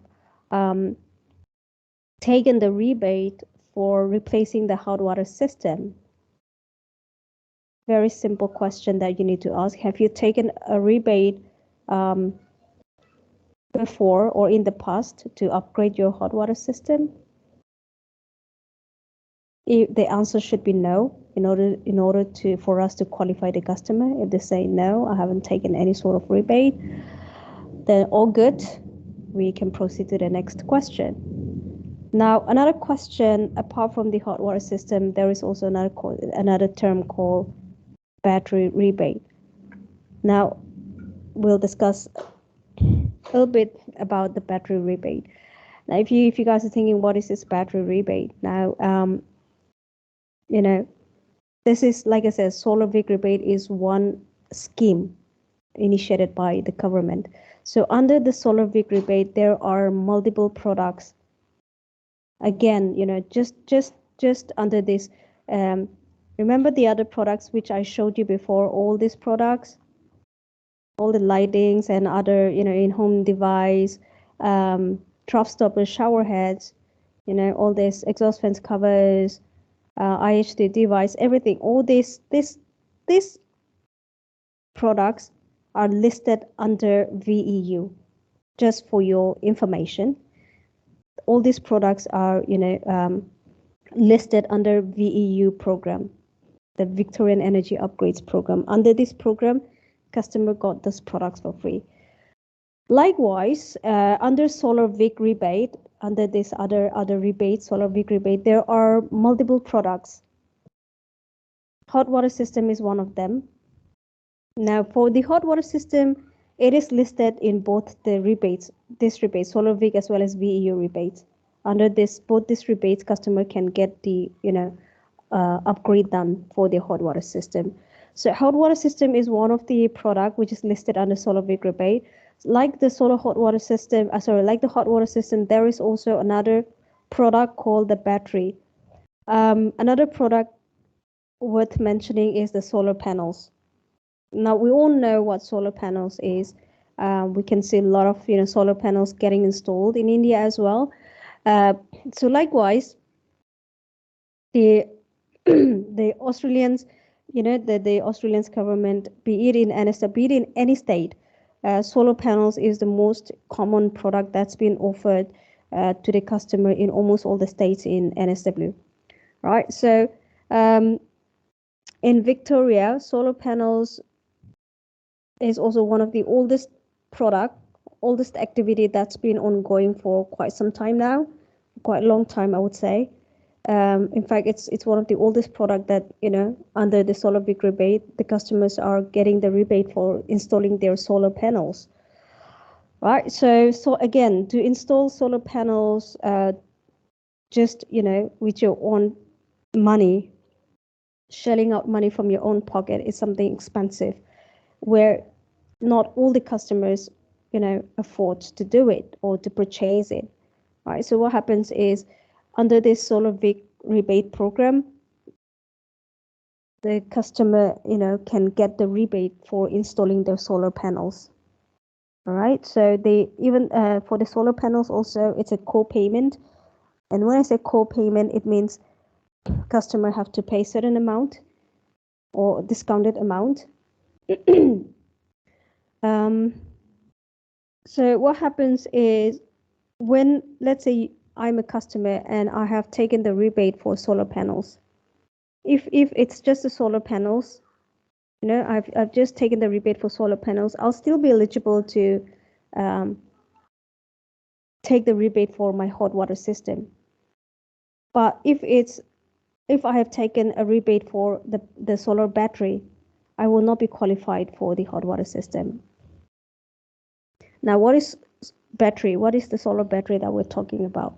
So what happens is, when you install a solar panel, your solar panel started generating electricity, right? Very common. Everybody is aware of that.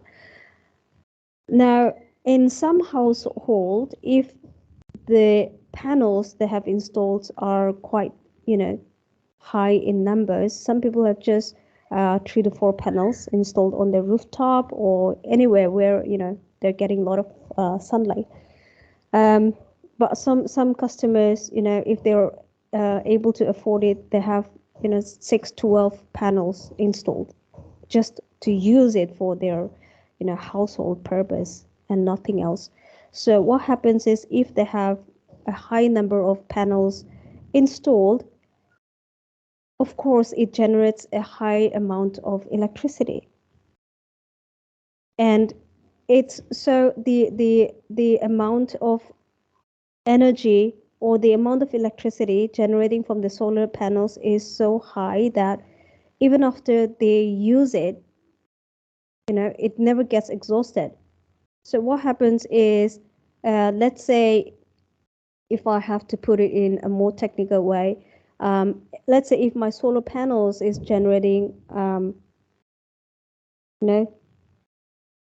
2 kilowatts of light per minute, it's going to, if I have to talk about one day, on a daily basis, it's going to generate a huge kilowatt of electricity, more than sufficient for my entire premises, for my entire household.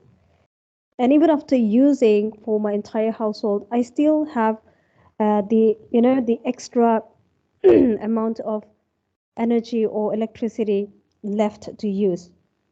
So what happens is, when you have when your solar panels generate extra amount of electricity, usually initially in the last couple of years, what happens is, since they don't have any use of the extra powers or electricity or energy that's generating from the solar panels, what the household owners or what the customers were doing was,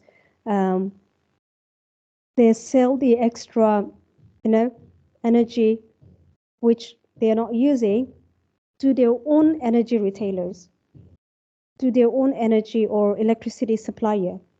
So what happens is the amount of electricity, the extra amount of electricity generated from the solar panels, which they don't need it, which they don't use it, what happens is their own electricity supplier purchase it from the customer with certain prices.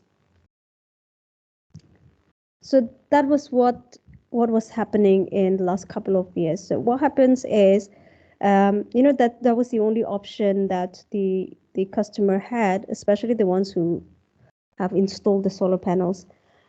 Now, after it's not been very long, but they come up with another product called the solar battery. It's more or less like the inverter, the usual the inverter, which we use it in our houses. So it works a bit similar to the inverter that we have. We can also say a battery or inverter. It's pretty much the same. So what happens is they come up with this solar battery, and instead of selling the extra energy, electricity generating from their solar panels, instead of selling it to their own electricity supplier, what customer did was they took the rebate for this battery. They purchased the battery, the solar battery, through the same scheme, Solar Big scheme, with a discounted price. They purchased it and they start storing the extra electricity that is getting generated from their solar panels, and they store it in their battery, and they use it when it's required, or when their solar panels is not generating enough power or enough energy. All right, so instead of selling it to their electricity supplier, they started storing it for themselves with the help of this solar battery. Okay, so that's a gist of the battery here, which is mentioned here, the solar battery. Now that is just for your information, for your understanding.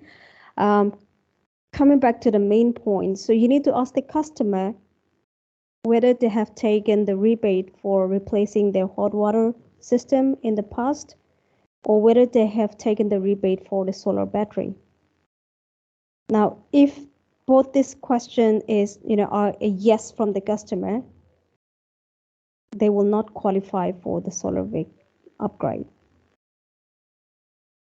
Okay. In fact, if they have taken the rebate, it's most likely that they will have the energy efficient system. So you can, stop qualifying the question and move on to your next customer. Or you can double check before you consider it as a lost cause or a lost lead. You can, ask customers. So when you said you have taken the rebate for the hot water system, did you get the energy efficient hot water system? You can double check. Just for double checking, you can ask the customer. But most of the time, it will be the heat pump, the energy efficient heat pump that they might have got to replace. So yes, this is another question. First question, you need to ask whether they owns the property or whether they're renting the property. If they are the owner, you can move on to asking this next question, which is this one, whether they have taken the rebate for the hot water system or solar battery rebate in the past. So both for these two questions, it has to be a no from the customer. Now, and also another common misunderstanding, which is happening on the phone, is when the agents are talking to the customer. When we say solar, when we use this term solar, customer, the first thing that goes on the customer's mind is that the solar panels. All right, so it's very common, sort of misunderstanding that happens with the customer most of the customers, or most of the time. So if you say anything about solar, let's say you ask the customer, have you received the solar VIC hot water rebate.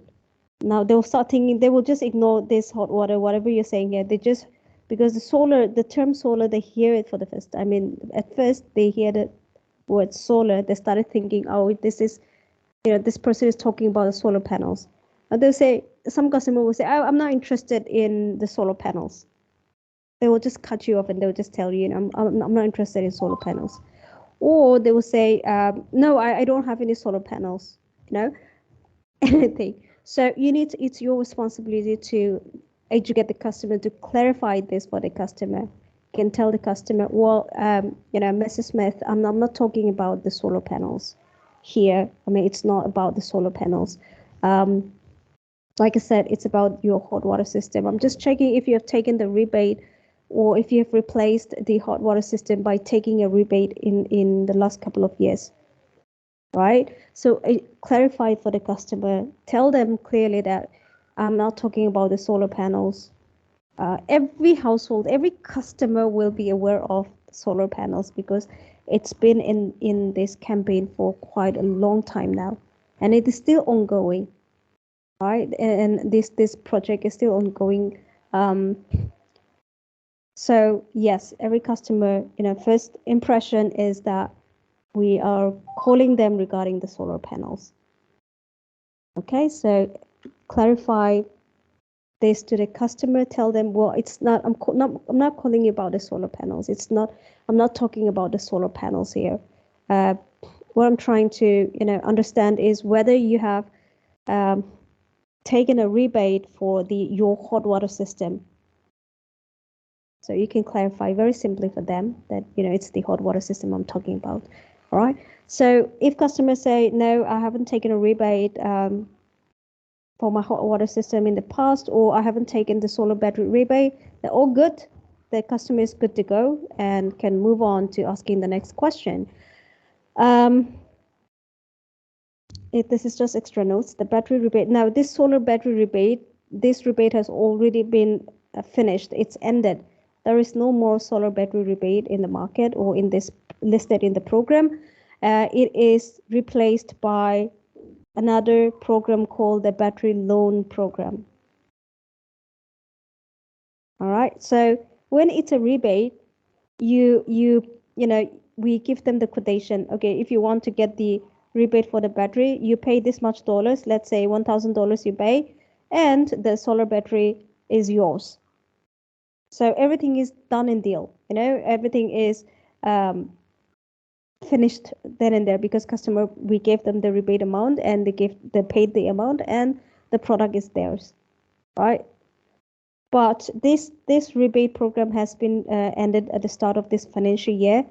Just this year, it has stopped and it's been replaced with another program called the battery loan program. So here, if customer wants to get the solar battery, they take some kind of loan, and then they can pay off installment basis, or it's called in Australia here we call it EMI. They have a finance plan. So with the help of this finance plan, they can buy the solar battery, and they have to pay each month, maybe for 6 months or 3 months, whichever months they want to go for. Like pretty much work the same way like EMI.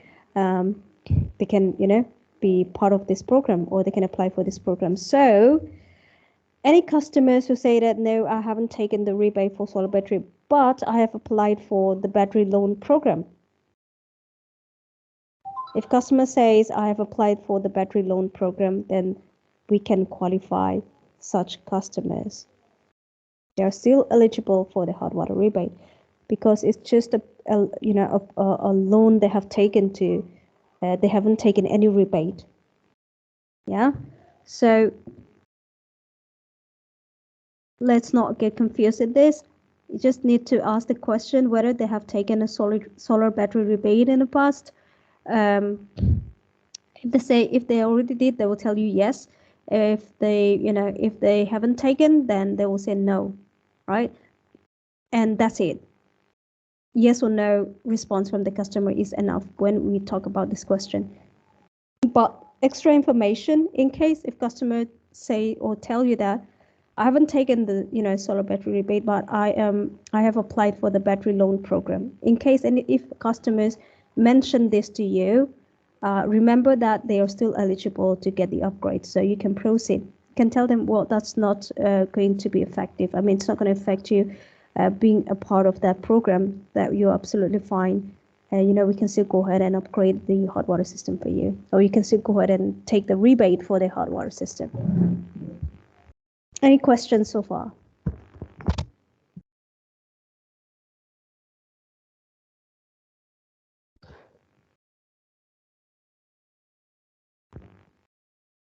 No, Lucina.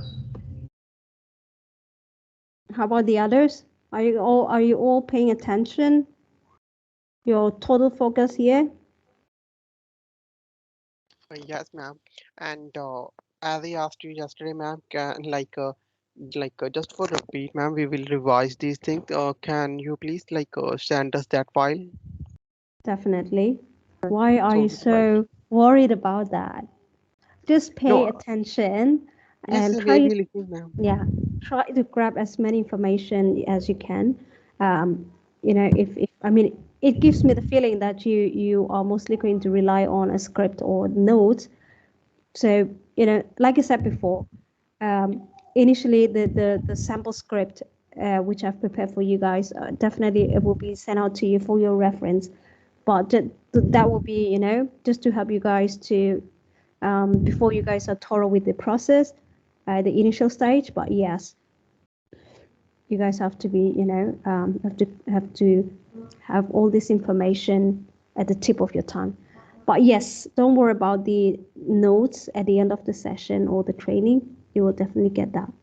All right. But for now, try to grab as many information as you can. Try to ask questions if you have any. Don't think that these questions might sound silly.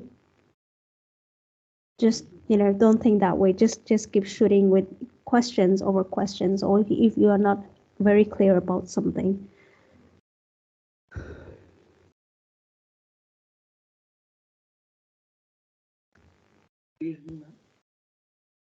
One second, guys. Give me 1 second. Check the system.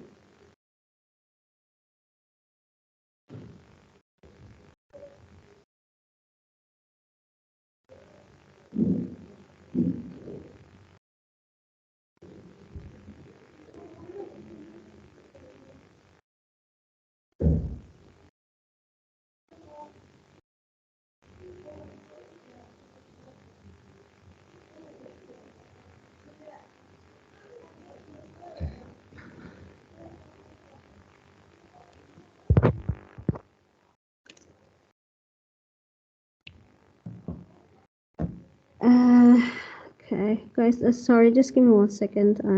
I just have to attend to one or two messages. Um.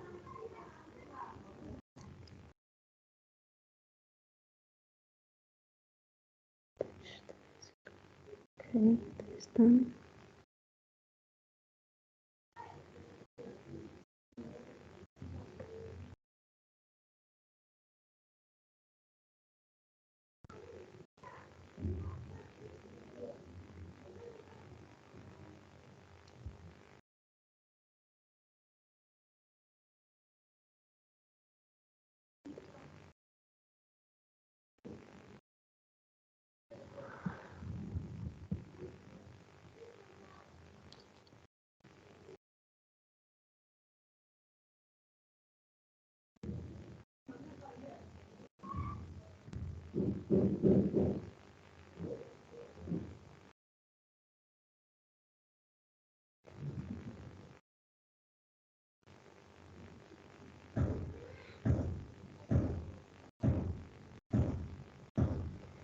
Barbara.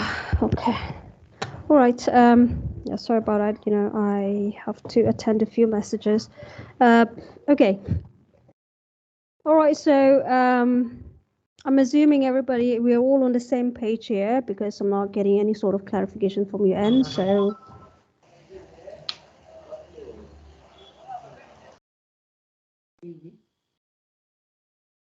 So till this point, it's all clear to all of you.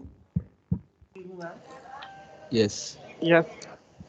Perfect. So moving on, yes, another question that you need to ask, like I said before, in one of the qualifying questions, which you'll be asking the customer, is to getting to know how old for how long they have been using their hot water system, their existing hot water system. So this is also now a question. In order to qualify the customer for a solar VIC rebate, their existing hot water system should be at least 3 years old, not less than 3 years old. If they had been using the system for the past 2 years, they will not qualify for solar VIC. Rather, they'll be qualified under this program, this VEU, which will again they might end up paying more amount. But anyway, if what we need to do is, what will be your job is to ask the question and get the information. Now, most of the customers will not be able to recall, especially those customers who are using the hot water system for quite a long time. If it's recently purchased, or if they've recently, made the upgrade. Okay, someone's okay. Who is that? Can you just put on mute? Right. So, in order for a customer to qualify for the solar VIC rebate, another question is asking the system's, age. You can ask them, may I know for how long you've been using your hot water system? If customer is not very, certain, they'll say, well, I don't know, I'm not sure, or I don't recall. You can maybe, help them by asking them, is it more than 5 years, 10 years, or, 20 years? If you can tell me approximately for how long you've been using. So they might tell you, well, it could be more than 10 years, or it could be more than 5 years. Anything they will tell you, that's good enough for us. We're not looking for an exact answer anyway. No one will be able to provide that, unless, like I said, they changed the system, recently. So this is pretty much self-explanatory. I think someone is raising their hands. Who's this? Is there any questions or clarifications for you guys? Hello. Yeah. Can you hear me? Yes. Sorry, I can't. When I share my screen, I can't see the. Diana, thank you again for letting me know. No problem. Listen, I can understand you, because when we are in the system, we are in the dining, we cannot able to see all those things. Yes. Right, that's right. Yes, who raised the hand? Please, please. Manoj. Yes, Manoj, tell me what is it? Actually, in case like if a customer is not ready to share his actual income, or reveal his actual income, so how do you manage that? Well, you're way ahead of everyone, but yes, up to till this point, are you clear, Manoj? Is there any questions, any clarifications? All right. Now, the next series of questions that we need to ask to qualify for solar VIC rebate for the customer is this two. Now, this two we have listed a little bit, at the last, because some customers will not be comfortable sharing this information, and so these are all mandatory to ask. These two questions are also mandatory, but it is something where we can do exception in case if customer is not comfortable sharing the information. Now, what you need to ask the customer is, Mrs. Smith, may I know your family household income in the last financial year? Is it more or less than $210,000, or is it below or above $210,000?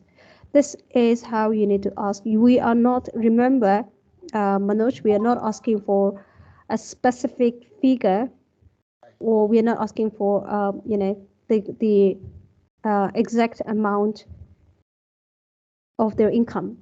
No customer will provide you that information. Even asking this, in a general way, some customer will still hesitate to provide you this information. They will start asking you, why do you need that information? Well, I'm not comfortable sharing that information. That's something personal information. So you might get objection, especially when you're asking these two questions. Now, for these questions, it's pretty much easy for customer to respond, or it's easy for you to get the information. But when it comes to this, you might receive objections from the customer. If you get such objections from the customer, you can try telling them, well, in order to qualify you for this, for this rebate, we just need to understand your family household. And when you're asking about the income, we're not asking the income for that particular or specific customer with whom you're talking about. We are asking the entire household income, the entire family members' income in general.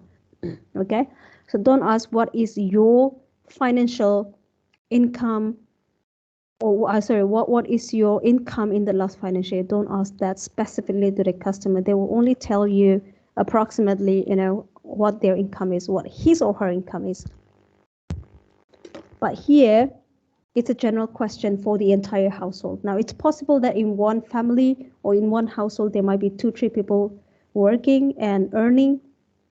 In some household, it's just the husband or the wife who is earning, or who is a pensioner. So when you ask the question income, I'm talking about this, sorry about that. This is about the property value. So I'm talking about this one, the property income for the property owners. Oh, sorry, income. Here, this one. I'll just add this. These are just written in short. Family household income. Can mention that family household income for the property owners. Obviously, we're talking, if it's a property owner, then only the other questions, has to be asked. So it's obviously we're asking about the property owners' household income. So family household income must be, this for everyone's clarification, family household income must be under $210,000 during the last financial year. Now, we have mentioned this as optional and not mandatory, because like I said, you might receive objections from the customer. If you're receiving a strong objections from the customer with the response, you don't need to insist on getting the information from them. You can just tell them, well, that's not a problem. If you're not comfortable sharing that information, it's all right. But is it possible that you can tell me if your property values at less than $3 million or more than that? You just have to answer, you just have to respond with, more or less. Just give them an option. They don't need to mention the amount, or they don't need to tell you the property value, their property value. They don't need to give you a figure or an amount. Just tell them, you can tell the customer, well, is it possible that you can tell me if your property values at less than or more than $3 million? You just have to, respond. You just have to respond with more or less. You don't need to, explain in detail. So you don't need to tell me the amount exactly. Just tell the customer. They will feel more comfortable, if they just have to answer, well, less than 3 million or more than 3 million. All right. So these two questions we've mentioned, we've kept it as optional. Again, repeating myself, because some customers are not comfortable sharing this information. They will object to it. So if they are, vehemently objecting to responding to these questions, to not insist on asking, or to not insist on getting the response from them. Rather, you can, just leave this asking these two questions and move on for the rest of the other things that you need to confirm. But yes, just ask them in such a way that, it doesn't sound very personal to them. All right, just ask them, in order to qualify you for the solar VEET, you don't need to mention solar VEET as well. It will only confuse them.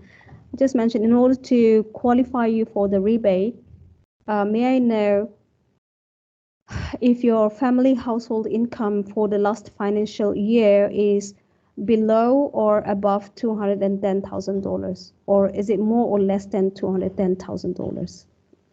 So customer just have to respond to you. It's it's below $210,000 or it's above 200. So if it's above this, they will not qualify for the solar week rebate.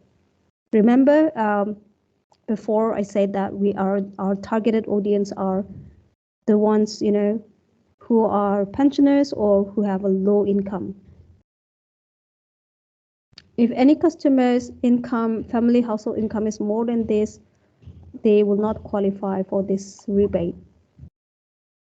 All right, so it has to be under or below $210,000 as a family household income. And also the value of their property should be valued at less than $3 million, not more than that. If the value is more than $3 million, they will not qualify for this rebate. They will have to, go for the VEU upgrade or VEU rebate. Is it all clear? These are basically the, qualifying questions for us to obtain on the call and to qualify customer for the rebate, solar week rebate. Does anyone have any clarifications?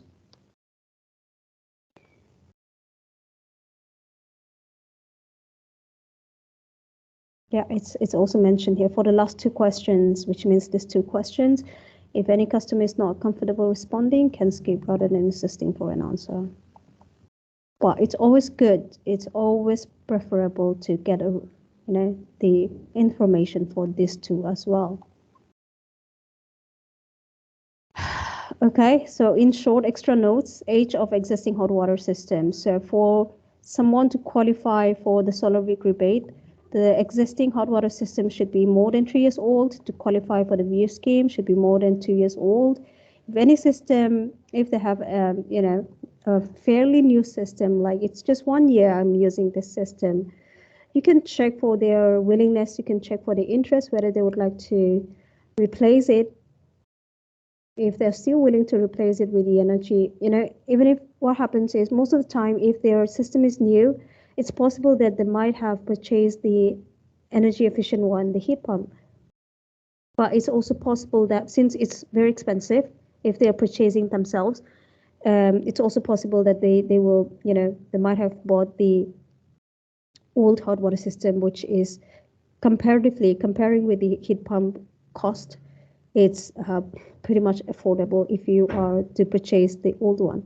So it is also possible that even if it's just 1 year or they just purchased it last year, it's possible that they are still using the old one and not the energy efficient. But likewise, they might have purchased the new heat pump as well.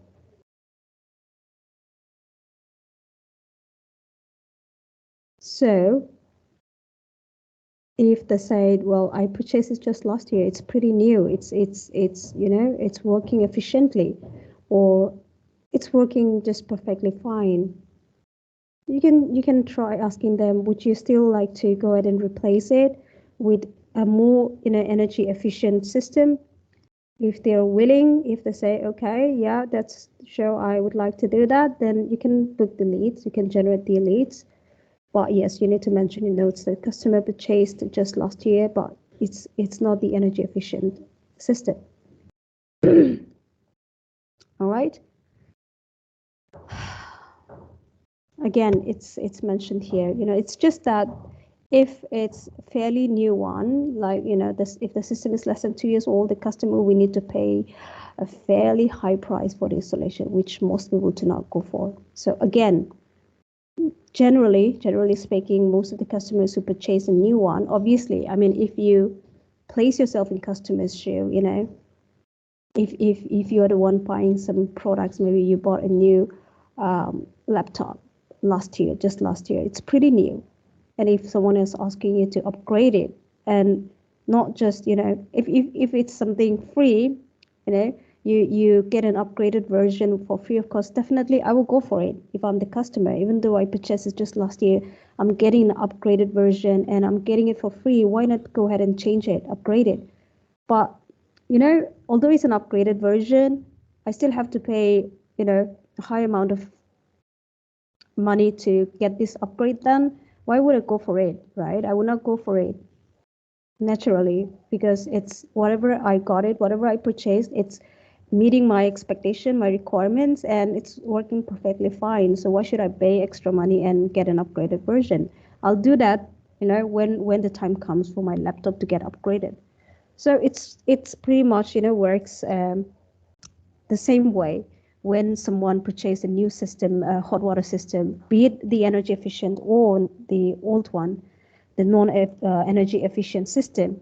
If it's new one, most of the time they don't want to go for it, and especially because they have to pay, higher price comparing to someone who qualifies for solar VEEC or VEU.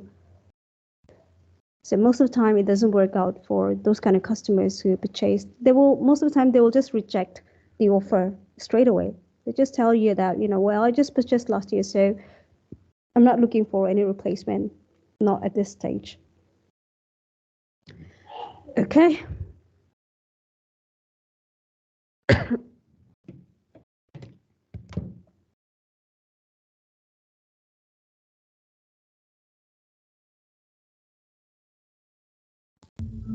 Yes, Lucina.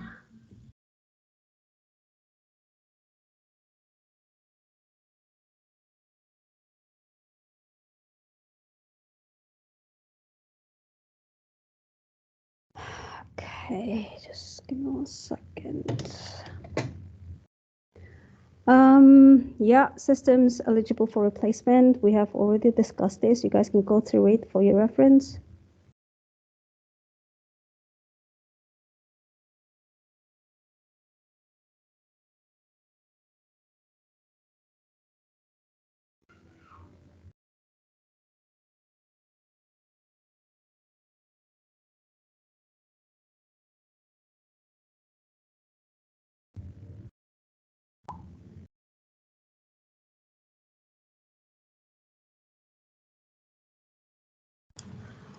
And team, just for your information, I will share that Microsoft Teams link here.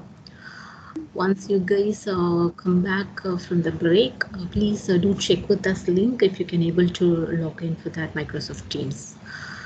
If it is possible, we can continue the training over there.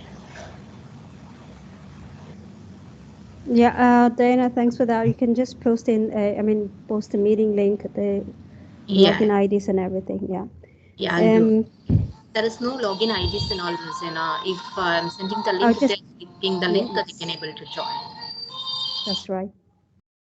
Okay, so basically, Skype is the most common platform that we use, just for all of your information.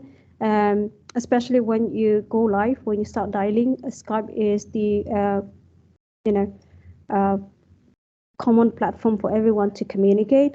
But for any sort of sessions or meetings, we actually use Teams, Microsoft Teams, and not Skype or Google Meet or any of such sort. Obviously, sometimes we are compelled to use Google Meet for any sort of training or sessions. But yes, Microsoft Teams is the software or the app that we use for any sort of sessions or trainings, just for your information. It was not working for some reason, so that's the reason why we started off from Skype. But yes, once we check in, try when you guys go on break. It's almost time in the next 5 minutes. You guys will be going for break, so try to log in using the link that Diana will be sharing, and see if you guys can log in successfully. All right, so yeah, the type of systems that will be eligible for the replacement or for this upgrade: electric storage, it qualifies. Instantaneous electric. Now, when it comes to electric, there are few systems which do not qualify for the upgrade. When it comes to gas, almost all type of gas hot water system gets qualified. If customer have a gas storage tank, it qualifies for the upgrade.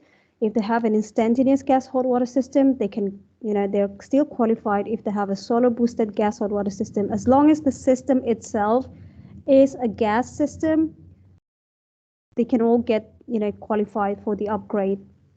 However, unlike gas system, if customer have an electric hot water system, now if it's just the usual electric hot water tank or storage tank, they will qualify to get an upgrade.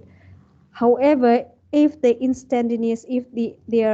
have an instantaneous electric hot water system, they do not qualify for the upgrade. Their existing system doesn't qualify for the upgrade. If they have a solar boosted electric hot water, they will not get qualified for that for this upgrade. So going back, you can see clearly in this image, this is an instantaneous tank. It's clearly mentioned here gas.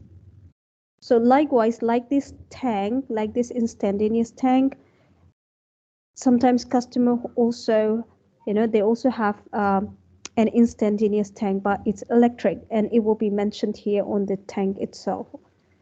If it's electric, it will mention here. Instead of gas, it will be mentioned electric. So if they have an instantaneous electric hot water system, do not qualify those leads. Just tell the customer, well, unfortunately, at this stage, we are not replacing, the instantaneous electric system. When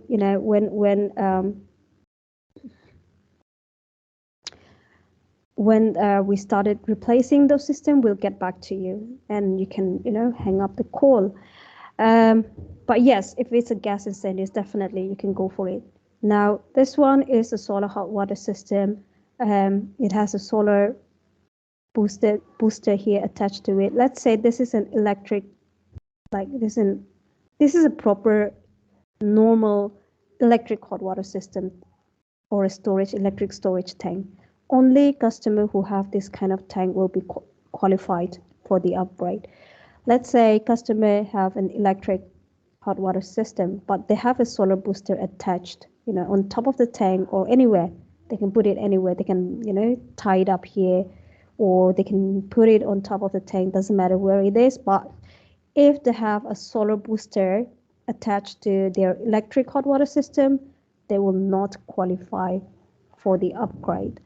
If they still want to go ahead and upgrade it, they have to detach the solar booster from the tank completely. Then only they will be able to get the upgrade, or they will be qualified for upgrading it to a heat pump. So sometimes we just, we give them a suggestion. Sometimes we advise them that if you, still want to go ahead and upgrade it to the energy efficient heat pump, you need to detach your solar booster. You need to, remove the solar booster from your tank. Then only you will be qualified. So most of the time, customer, because it's a lot of, it's quite hectic they need to call their local electrician or plumber, depending on their, wirings, their cablings, everything. They need to spend money to, detach their solar booster from the tank. So if customer wants, to not want to go through all those hassles, they just say, okay, I'll just leave it I'll just leave it as it is, right? But some customer, if they really want to go ahead and get the energy efficient heat pump, what they say, okay, I'll check with my local electrician, or I'll check with my local plumber and see how it goes, whether they'll be able to do it for me. So if they say this, if they still want to go, if they're still interested to go ahead and do that and get a replacement, you need to keep following up that customer. So just ask them, all right, that would be a good thing if you're able to do that, if you're able to remove the booster. So what do you suggest? When do I call you back? Because they also need time to, coordinate with their plumber and then get it all done. So you can get a date and a time, or you can get a date specifically from the customer. And on that particular day, you need to keep saving those callbacks in your own notes. And then when the day comes, you can call back this customer and inquire. Hi, this is Peter. We spoke last week regarding the hot water system. Did you get the chance, or did you get the time to speak with your plumber? Were you able to, sort it out, remove the solar booster from your tank? Inquire, just like, a follow up and inquiry call. If they say, yeah, it's all done, I just have the, storage tank, the solar booster have been removed completely, it's been detached, then you can go ahead and book the appointment for that customer. But if they say, well, I checked with the plumber, he's not able to do it, or it's going to cost me a lot if I do that, so I don't think I'll go ahead. So you will get either yes or no response when you do a follow up. Loseno, it's break time. Yes. Right, it's 9:32. Okay, thanks for reminding. Right, so we all go for break and be back in at 10 o'clock.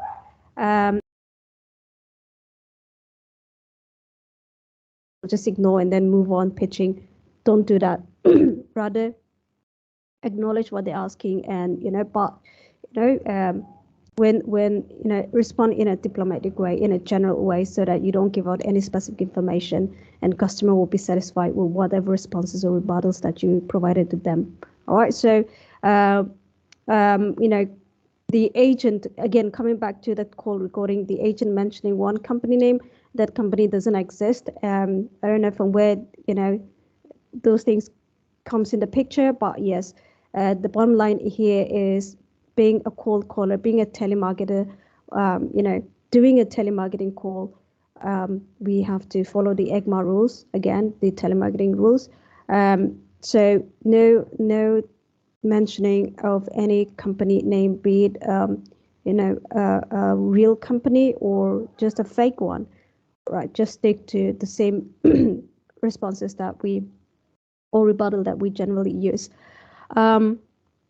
And also, trust me, guys. I mean, this is very common. You'll be getting to hear a lot of times on a everyday basis when you start calling customers. Where are you calling from? Or they might ask you specifically from which company you're calling, or where are you based? Where are you located? So irrespective of which question they are asking you, just tell them, well, I am calling you from a contact center based in South Melbourne, and the idea is to just go on, continue talking rather than pausing there and giving the customer an opportunity to ask you a question, additional question. Okay, so I'm calling you from so and so, and and I'm calling you regarding this. Just continue with the reason of your call. And once that is done, customer will eventually, when you continue talking and telling them that, well, this is something which I'm calling you about today, they will, where is this person calling me from? That particular question will already be, wiped out from their mind, and they will just continue with the flow along with you, right? So Loseno, but Yeah. what we are like avoiding the question. The main question is where are you calling from? So we can let's say that we're calling from the contact center of Melbourne, but they Mm-hmm. need a specific name of the company, right? So they can continue to call. When that's what I said, right? If they ask you specifically which company are you calling from, Yeah. and I have So what? already given you the responses. Well, I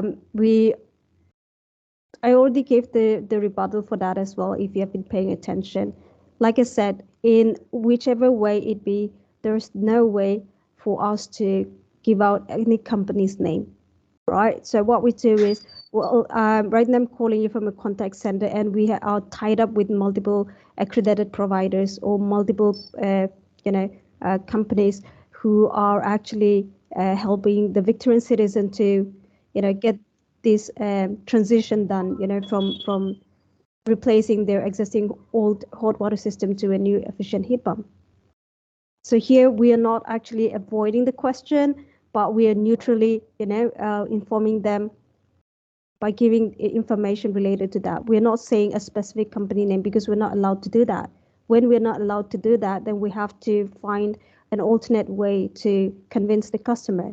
So here I'm not mentioning, and it also give the idea to the customer that why we can't why we can't mention the company's name that we're representing, because we are tied up with multiple companies or multiple accredited providers. So if I am someone working for multiple providers, there is no way for me to go ahead and tell them one company, well, I'm representing company X, because I'm also representing company X, Y, and Z. Right. So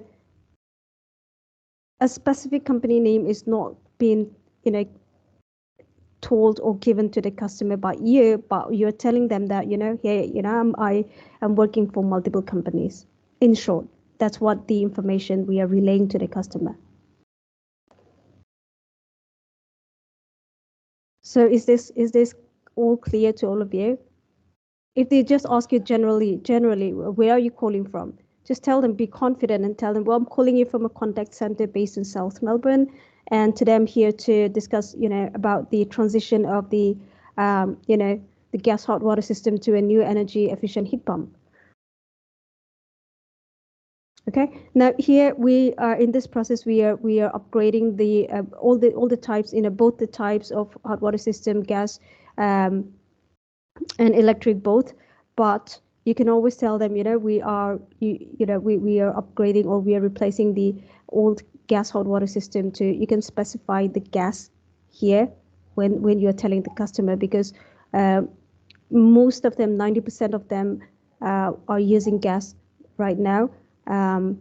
If any customer is willing to talk to you, I'm sure they will have gas most of the time, because we have already upgraded a lot of residentials who were using electric hot water system in the last couple of years, 1 or 2 years back. So those who were using electric hot water system, they have already done with the upgrade. They're already using the heat pump. Now what? And just for your information, they got the upgrade, free of cost, without any charges. But for those customers, for those residentials who are using gas hot water system, this is the first time they're getting the opportunity to to apply for a rebate and get their gas system upgraded to an electric. And the reason why this this started is because decided to phase out the gas connections, the link which I've shared with you guys previously. So it has been announced, it has been declared that the entire Australia country, if we talk about the country in general, they have all decided to phase out the gas connections in all over Australia. So although this declaration or this announcement has been made, some of the countries are still, some of the states, sorry about that, some of the states are still implementing or haven't started implementing. Victoria is one who will start implementing this from 1st of Jan 2024. Right. And if we talk about other states, the Australian Capital Territory, the Act, government have already started, initiated this from this year onwards. They are getting rid of all the, they have stopped giving new connections to, for new housings. If any new houses are built and they want the gas connections, they are not providing those. Everything is getting replaced by, they are going electric. So the Act, the Australian Capital Territory, that this state have already initiated and have already started. Now Victoria is in the second line. If we talk about the entire gas connection phasing out, which will start implementing from Jan next year. So this is something which some of the customers are aware of, but some of the customers are still not aware of this. So what you need to tell the customer, if in case, and this is also something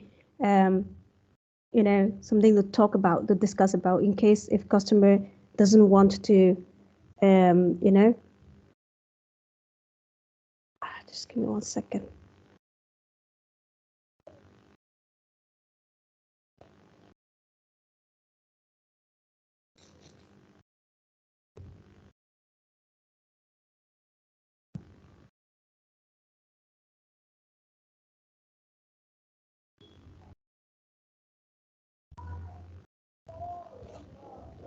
Okay.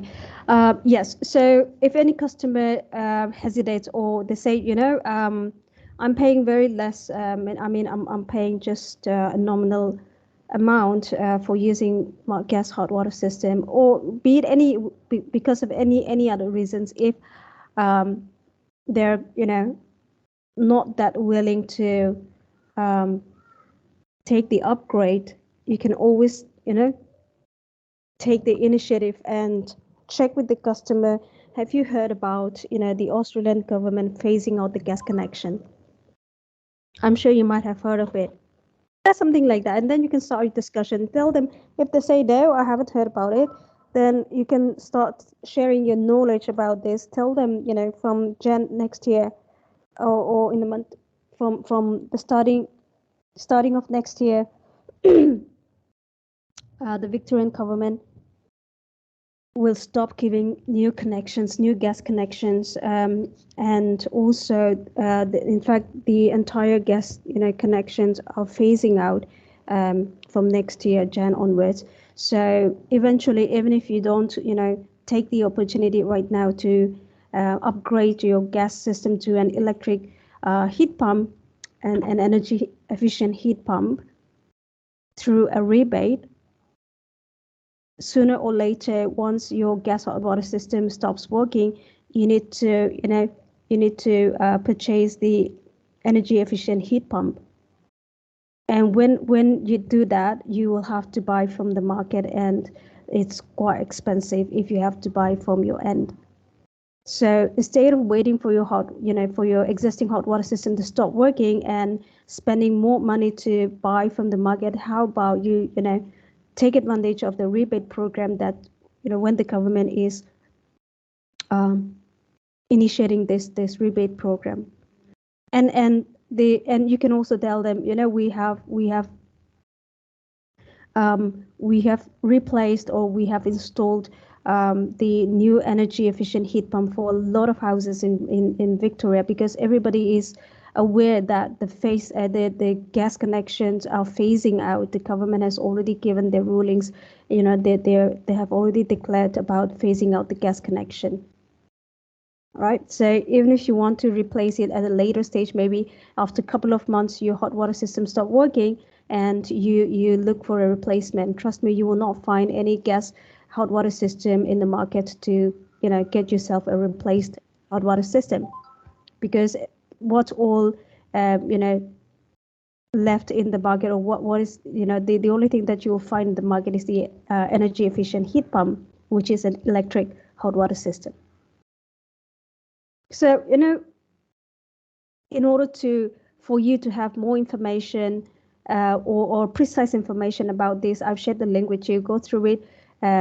If needed, you can go through it again and try to understand what's happening there in Victoria or in Australia in general, right? So it's not false information, or it's not a wrong information we are providing to the customer just to make them go ahead with the installation.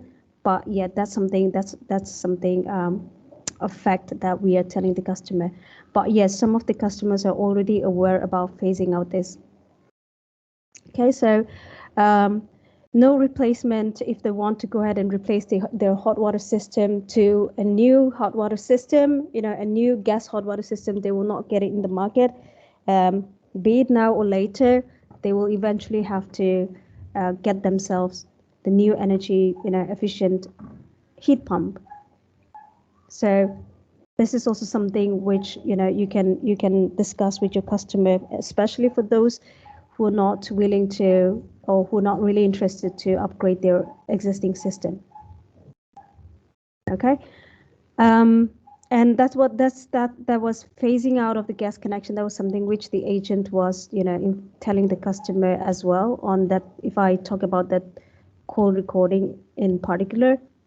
But yes, this is something which you can actually tell the customer as well, that it's you're not going to get any replacement in the near future, or from next year onwards. If you want to be specific, tell the customer such way. So I would rather suggest you to take advantage of this rebate program and getting it upgraded with a much discounted price, rather than purchasing yourself from the market at a higher cost later on. Yeah, so advise them, give them advice, tell them that this is what's going to happen. So this is my kind suggestion to you. Go ahead and do it. Yeah, but no forcing the customer on the call. At the end of the day, it's up to them to decide. So again, your job would be only to convince the customer to have a talk with a specialist. And once you do that, you schedule the appointment, generate the leads, schedule the appointment, arrange the callback or organize a callback for the sales specialist with a date and time, and then you generate the leads, and the rest is the specialist will handle the rest of the sales closing and everything. And also, someone mentioned that among 20-30 customers, only 1 or 2 such customers. Well, that's not actually true. I would suggest, I don't know from where you've got that kind of mindset, but yes, when it's cold calling, I understand sometimes you might get a lot of, rejections, a lot of not interested customers, a lot of not answering customers, but that's part and parcel of, it's part of telemarketing callers. So just because you dial 10 numbers and you just got connected to one person or one customer who spoke to you doesn't mean that you will have, this you decide that, okay, in every 10-20 calls I'll get only 1 or 2 nice customers. No, it all depends. It all comes down to you as an individual, how you deliver your pitch, how you address your customers, how you approach the customers with your questions. It all comes down to you as an individual for the customer to talk to you or not, or to hang up on you. So I would suggest that take every single calls, dial every single calls with a positive mindset so that things will work out for you. All right. And yes, another question, since we are working remotely from home, we have to handle the entire call ourselves, which is absolutely right. I think that was Suraj's question. So no live transfer, like I said. If at all necessary, you will schedule a follow-up call or a callback, but that's it. And then you will notify in the group that, I have this customer, share the customer details. I have this customer. This is what all have been, said or on the call, but he's not providing this address, or he's not able, I am not able to hear him properly, or I'm not able to understand properly, whatever the case it be. If it's something which you're not, if you think that you're not able to handle that customer, even though that customer is potential, in such cases, you will pass the call over to someone from the backend team and they will do the follow-up call for you. But that would be only for the initial days when you guys, after you guys start dialing. After few weeks of times, it will be entirely your responsibility to complete the entire call from, starting of the call till the end, where you will tell the customer that I'm arranging a callback for you. Callback for you with our team of experts or with a hot water specialist, and they will call you back tomorrow between 9 to 12 o'clock to have to have further discussion or to discuss in details about this rebate program. So till the time you schedule the appointment for the specialist, you will be responsible to handle or manage the entire course by yourself. But yes, eventually things will be a bit complicated. I understand that things, some of you might be facing problems understanding the customer's accent or understanding what they're trying to explain. So, during those times, during those difficult times, we will definitely, our backend team will, support you guys on that. But yes, doesn't mean that, you will have to rely or depend on the backend team support all the time. At one point or the other point of time, you will have to come out from that dependency, and it will be your responsibility to complete the entire course and schedule the appointments for the sales team. All right, so is this understood so far? Okay. All right. And also, let me see. Okay, we were discussing yesterday, like very old customers, or non-English speakers, customers, or who has language barrier. those customers, if you come across those kind of customers, just politely reject the calls and just move on to the next customers instead of qualifying those customers. Doesn't matter whether they're interested or not, you just have to let them go. In addition to that, if you will also come across customers who are staying in a retirement village or a community housing. These are like, in India we have quarters, right? I mean, government quarters for people working in the government.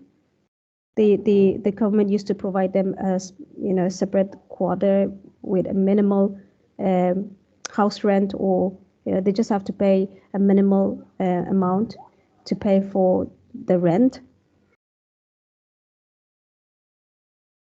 So likewise in Australia, especially for the pensioners and also for people who have very low income and unable to support themselves or their family financially. So for such people, the Australian government provides them government housing. It can be they have different terms, but yes, government housing. Like in India, we get the government employees used to get a government quarter. Likewise, they just have to pay minimal amount and they can stay in the government housing, community housing, or retirement village. So you will also come across customers, especially pensioners, who will tell you that I am in a retirement village, or I live in a retirement village, I live in a community housing. All right. So in such cases, to not book the list. Or if that's the case, then that's absolutely fine. This program will not be applicable for you, and then you hang up the phone and move on to the next customer, because these people eventually, this what happens is people staying in this kind of housing or retirement village, obviously the property is owned by the government, by the state government, so they don't own the property. First point. And second point is, the reason why they're staying in such housing is because they can't afford, they can't support the family financially, and that's the reason why they're staying in a government housing or in a retirement village. Right. So financially, if we talk about financial status of that customer, it is not much. And what happens is, since they don't own the property, they don't qualify for the solar big. So when they don't qualify for the solar big rebate, it becomes quite a huge amount for the customer to afford it, to get the heat pump. It becomes quite expensive for them to afford it. So what happens is, eventually, even though they want to go ahead and upgrade it, since they can't afford it, they have to reject the offer, or they have to, reject the rebate. So eventually, it's not that these people they are not qualified, but it's just that the outcome is zero when we talk about, customers staying in a retirement village or community housing, government housing. Most of the time, they can't go ahead with the upgrade because they cannot afford it. And that's the reason why there's no point wasting our time and energy qualifying such customers, which will eventually lead to cancellation, because they can't afford to pay for the upgrade. So if you come across anyone telling you that, when you ask them, do you own the property, they will tell you, that is when you will get to hear from customer, well, I'm staying in a retirement village, or I'm staying in a community housing, government housing. So immediately tell them, oh, okay, since you are not renting the property, this program will not be applicable for you. However, thank you for taking my call today. You have a good day, and hang up the phone and move on to the next customer. Is this clear to everyone?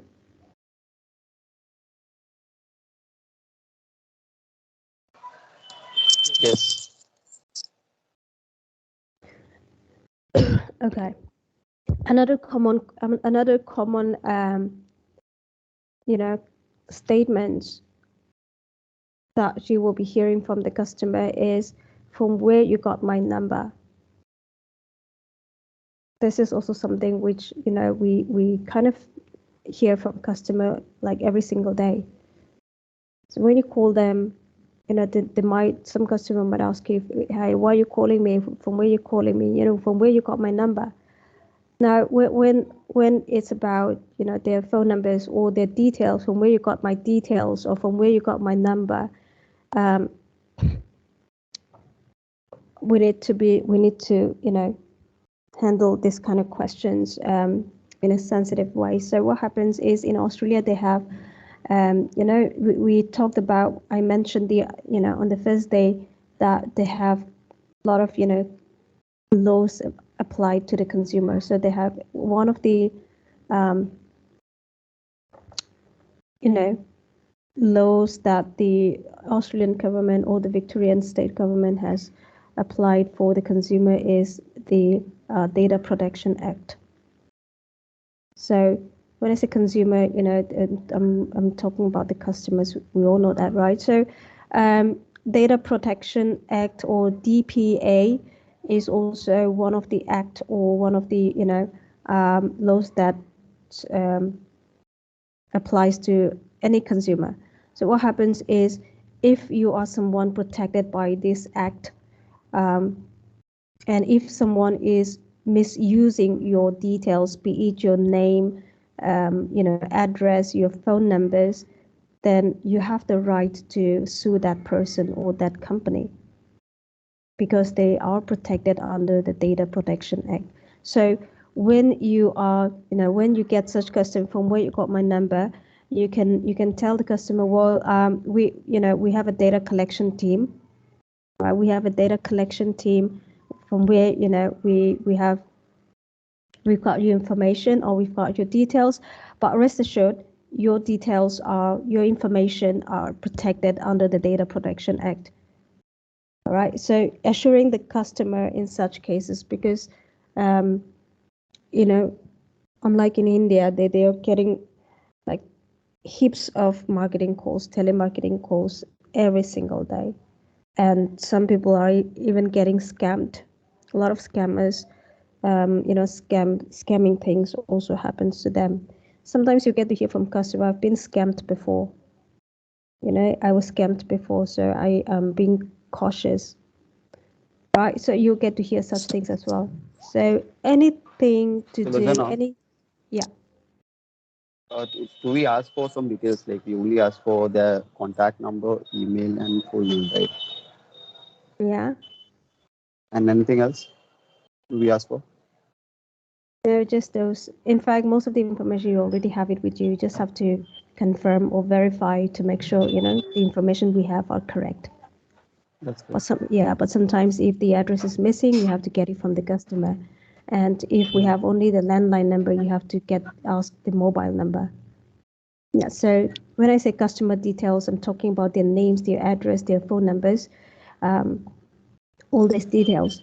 So if someone is feeling insecure, or if someone is, you know, uh, hesitating to provide their details, be it their address, phone numbers, or even to, you know, to confirm their first name, in such cases, you need to assure the customer that, you know, Mr. Customer, don't worry, your details are safe and secure with us, because your details are, you know, it's under the Data Protection Act. It's protected under the Data Protection Act. All right, so no one has the right to misuse your information.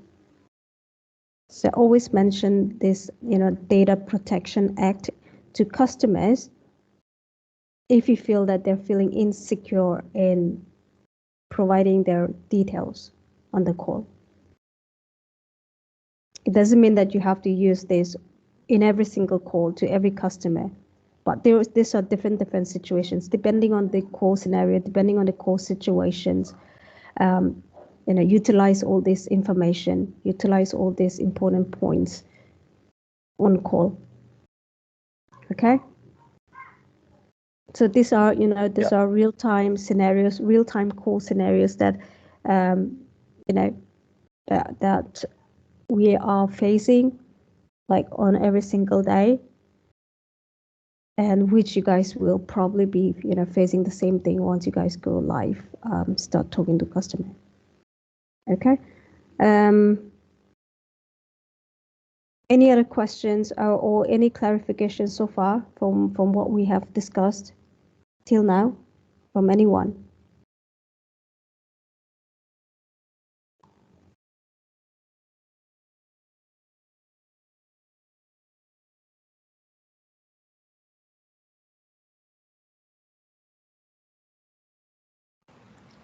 So now this is for that information. Manoj is some clarifications on that gravity fit. Sorry, clarification on. That gravity field system. Manoj, did you ask that to Lozano? I asked you to note down your questions. No, actually, we were Is that discussing clarified?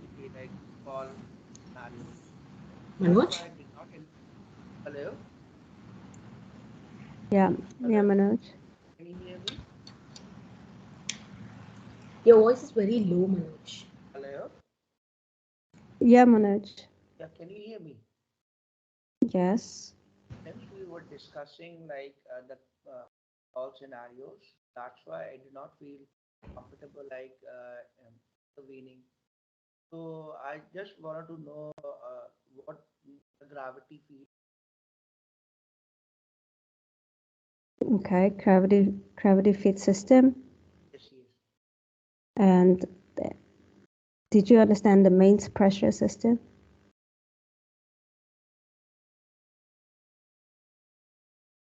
Manoj? Yeah. Did you understand the mains pressure? No, Lozano, the team is not yet understanding that main pressures as well as the gravity field system. I hope so.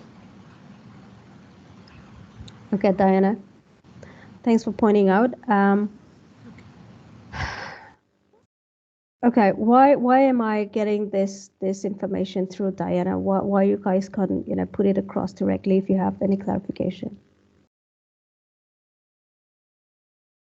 We are really sorry. Actually, that as I told you that we were discussing something else. So I think like the gravity field system was like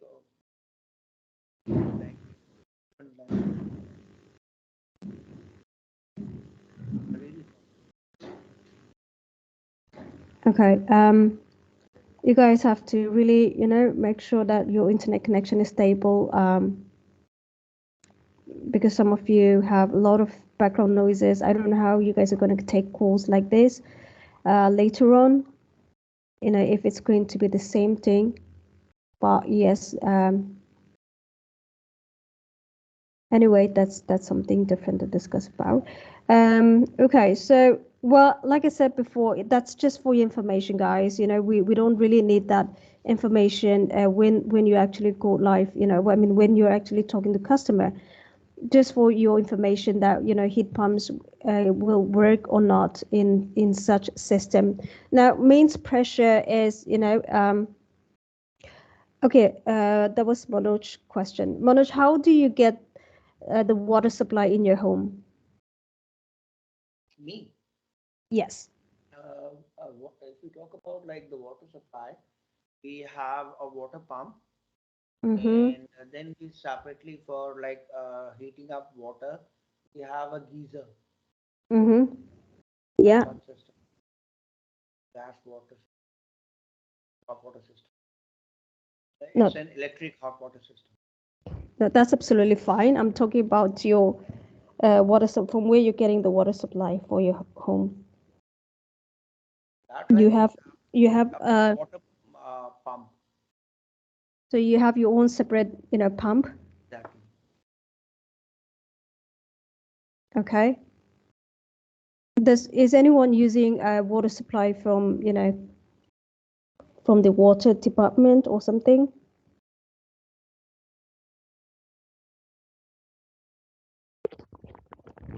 Oh, yes, ma'am. Who is that? Suraj. Yes, Suraj. So tell us in brief. The thing is that, ma'am, there are some villages in that near to my hometown, right? Mm-hmm. And there in the center of a village there is a big tank, right? Mm-hmm. So the all the homes in that village goes get the water through that tank. Because the tank is at height, tank is at too much height. So I think the ma'am the gravity system is that, ma'am, right? We're talking about something and then something else. Okay. So basically, you are not using water like what Manoj just said. They have a separate pump, for a private use. But the way you guys is receiving for sewage, you're getting a water supply from one source, right? Where everyone is getting all the Lucina, water. you mean that the corporation water, that right? Yeah, Which is supplied by the government. that's right. Yeah, team. Listener is asking about the corporation water, which is supplied by the government. So everyone will have that, in your house. Apart from the bore water, you guys having a corporation water. That is what he meant about it. Yes, no, maybe. Team, I request you to please be interactive. We are going to have a supply shortly, like maybe like after 2033. We are spreading the line.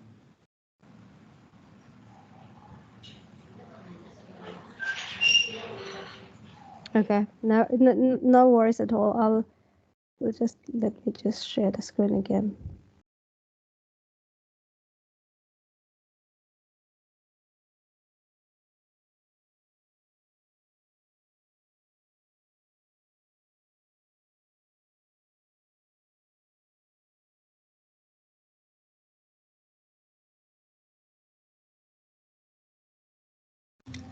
Can I ask my question, Lucina?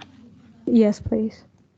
Yeah, Lucina, like what's the tag time once the lead is generated?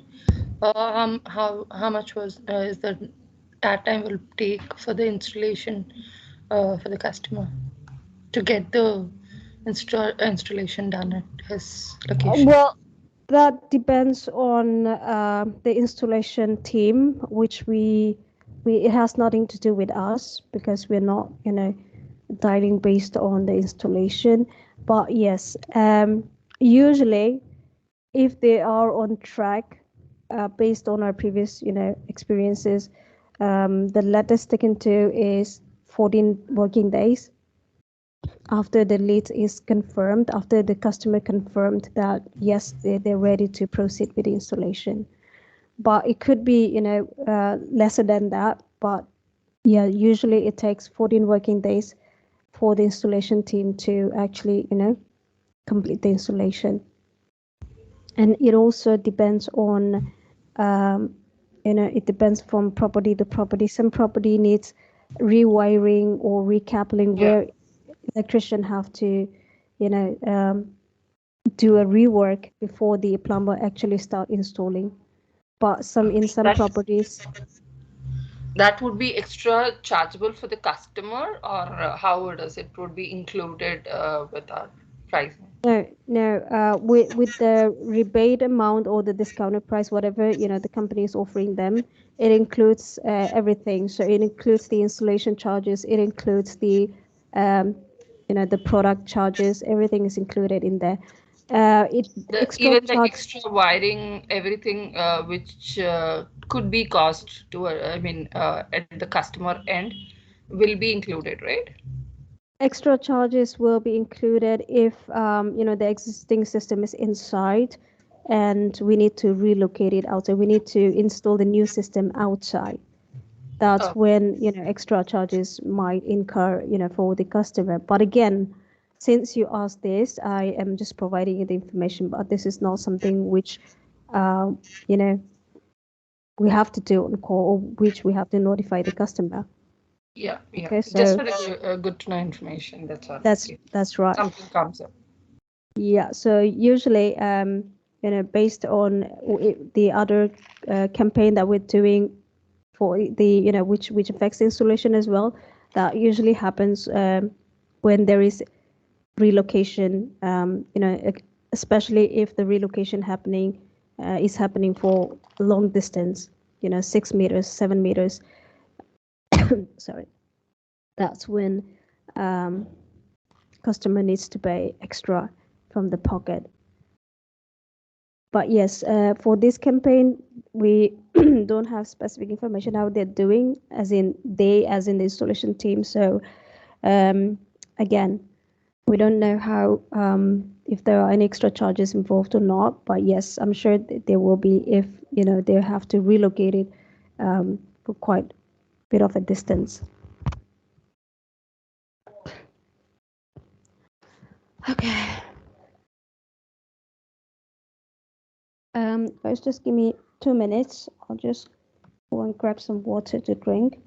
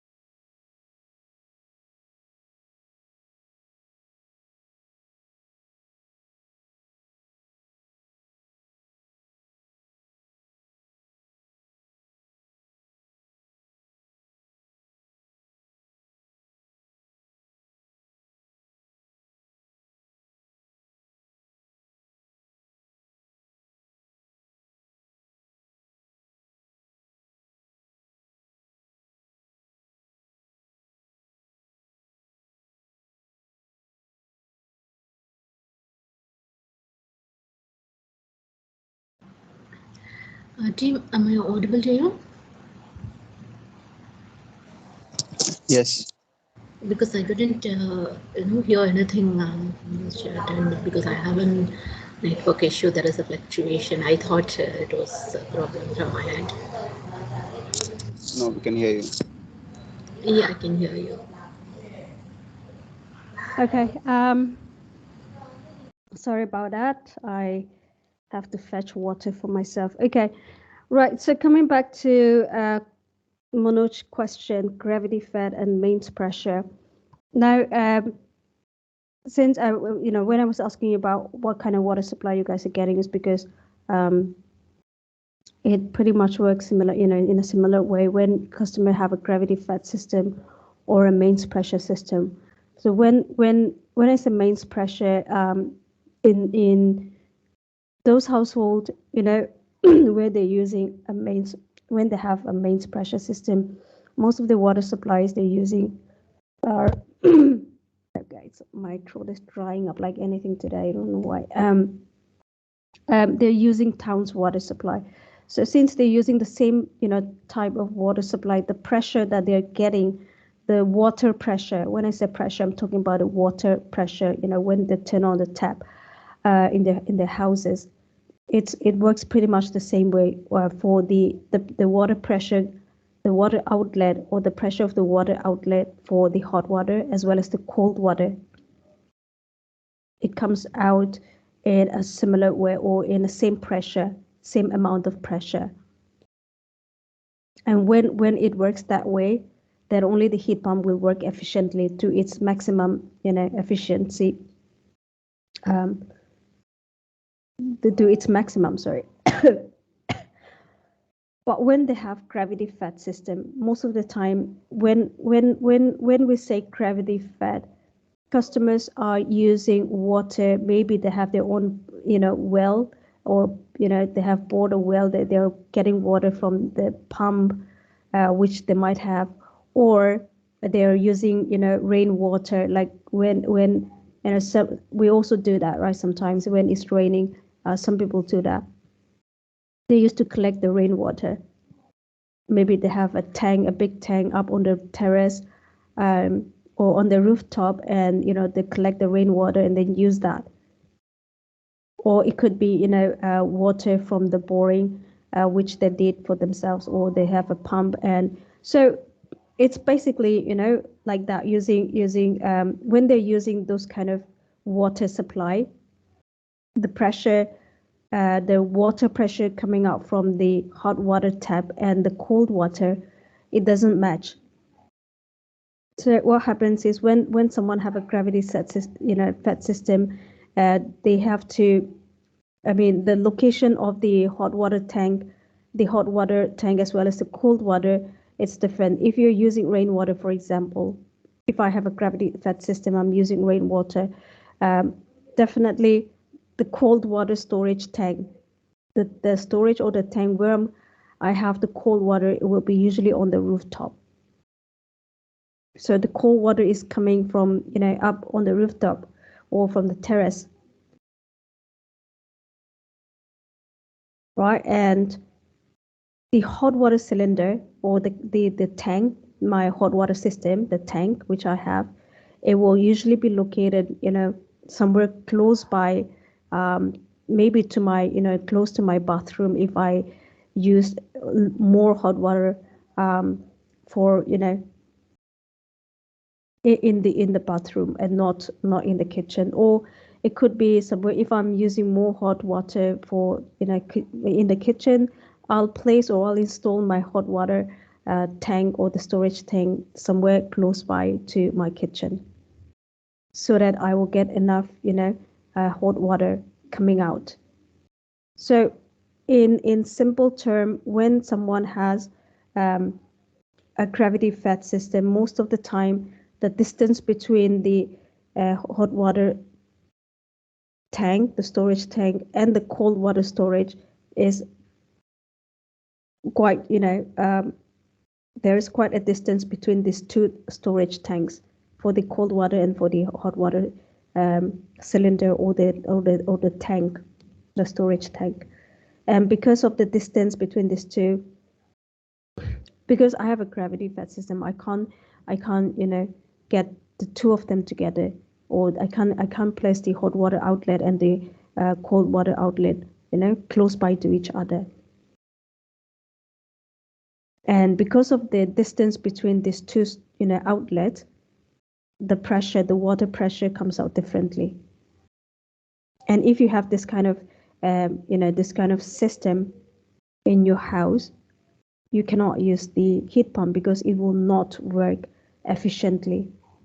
It might not, your heat pump may not heat the water properly, and you might not get enough hot water from your heat pump, or the water that is getting heated, it might not be that hot or that warm.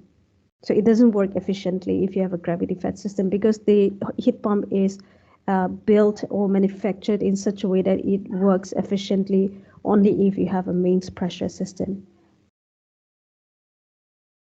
So again, this is something, for your understanding. It's not something that you have to go to customer and then explain all this to the customer. It's just that, sometimes you might get to hear from customer telling you that I have a gravity fed system. Is that, since I have a gravity fed system, is the new hot water system going to work for me? In case you get such question from customer, they will not ask you what is gravity fed, what is mains pressure. They will not ask you to explain. But in case if you get to hear such questions or hear such things from the customer, just have to remember, okay, the heat pump works only if they have mains pressure system, or only if they are using the town's water supply. Is this clear, Manoj? Yes. So if I'm the customer, if I tell you that, okay, you're going to provide me an new system, electric heat pump, but I have a gravity fed system in my house. Is that the new system will work on a gravity fed system? If customer asks you that, what would your response?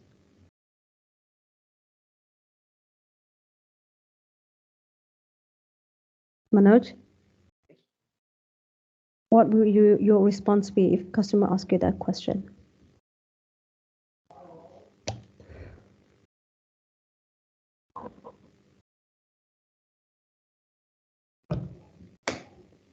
Did you get a question?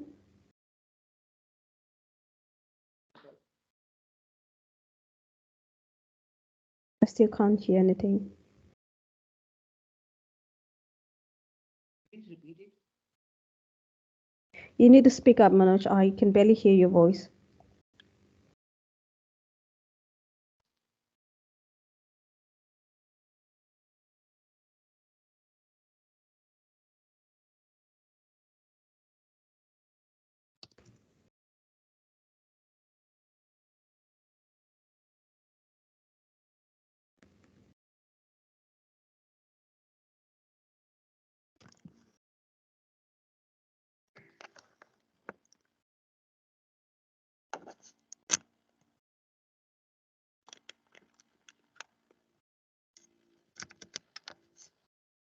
Yeah, Manoj, I'm still waiting to hear from you. Yeah. Can you hear me? Yeah. Am I audible? Mm-hmm. Yeah. Can you please like repeat your question? Let's say I'm the customer, right? And you have pitched the product to me about the new heat pump, and I tell you that I have a gravity fed system. Is the new system going to work for me if I put in the new heat pump? Yeah, ma'am. It's definitely going to help you because it is. I mean, like when you get a new heat water system, right? You can save your money, right? That incurs a lot, like extra money, and you could also save I mean, time also. Okay. Maria, do you have any other? Very technical. Right, Manoj. Maria, you there? Yes, I'm here. Yes, Maria. If the same question, just think that's your customer with the same question, what would your response be? Yes, so we'll tell about all the features, like we have to convince the customer for the lead, and also we have to clarify them about. Okay, I'm gonna stop you there. That's not what I'm looking for. Guldeep, do you have anything to say about that question? It's very simple, man. You guys are just running around the bush. Yeah, Guldeep. I'll just tell them about that. It's going to be environmental friendly, and Or you guys are not able to understand my question, or why am I getting all this,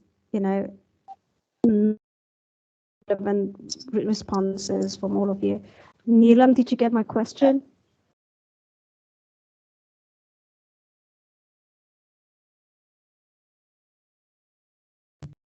Neelam, Yes. are you there? Yeah. Yes, Yes. I'm there. So you were saying like if the the cold water system and heat water system is placed in a one location. So in this situation, how we have to handle the customer, right?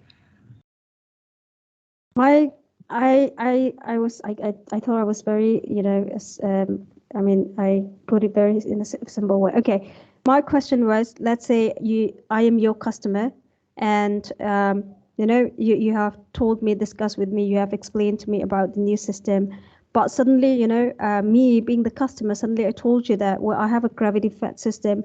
So if I install the new heat pump, is it going to work? That was my question. Being a customer, what would your response be? No, that doesn't work. There will be a complication.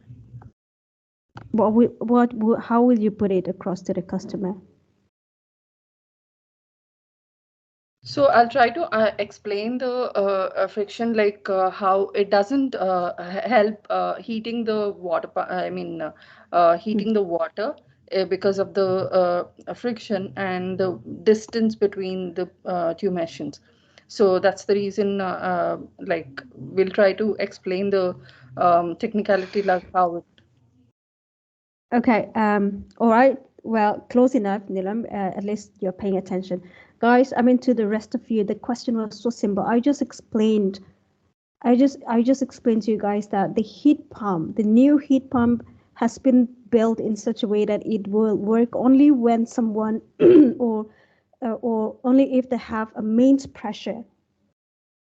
The question was very simple. I have a gravity fed system.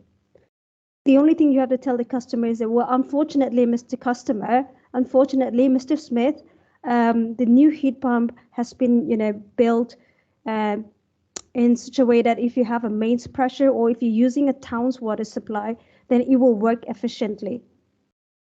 It will give you the, best result if you have if you're using a town's water supply. But since you have a gravity fed system, it might work, but it will not work, efficiently. I would suggest, I would not suggest you to go ahead and get the new system installed because it's not going to work efficiently. We cannot lie to the customer. We can't, because what happens is if you tell them, well, it's going to work, and then customer end up installing the heat pump and it will not work out at all. She will not get the proper outcome from the heat pump, and then what happens is she will start to raise her complaints, and that's when the company have to eventually have to handle that customer because she complains that they tricked me into getting this system. Now it's not working, it's not giving me hot water. So you don't need to explain all the how the gravity fed system, because customer already knows that she has a gravity fed system. Why would you go ahead and take the trouble of explaining the customer the distance between the hot water and the cold water storage tank? That's not even required, because here customer is smart enough. Customer knows that they have a gravity fed system. They just want to know, since I have a gravity fed system, is the new heat pump going to work? That's what the customer actually want to know. Very simple. So you just have to tell them, well, the new heat pump is manufactured or designed in such a way that it will work efficiently if you are on mains pressure or if you're using a town's water supply. But since you have a gravity fed system, it's not going to work efficiently. Very simple. Is this clear to all of you? Yes. Don't bring all this, I have to explain how the heat pump works or how saving money and all this. No, that's not actually relevant here in this particular question, in this particular scenario. Customer only concern was to know whether the new heat pump will work since she has a gravity fed system. And your response could have been very simple, very simply put, tell them the new heat pump has been designed in such a way that it will work efficiently. It will give the best result if you are using a town's water supply. And since you have a gravity fed system, I'm afraid it's not going to work efficiently. That's it. So do not get confused with all the explanations of what is a mains pressure, what is gravity fed. So it will only work in town supply water and gravity fed system, right? No, if someone has a gravity fed system, it will not work out. It will not work at I'm so all. sorry. Yeah, a town supply. Okay, town supply. Town supply or mains pressure, it's the same thing. Okay. We are using the term town water supply. We're using the term town water. There's so much of background noise from here.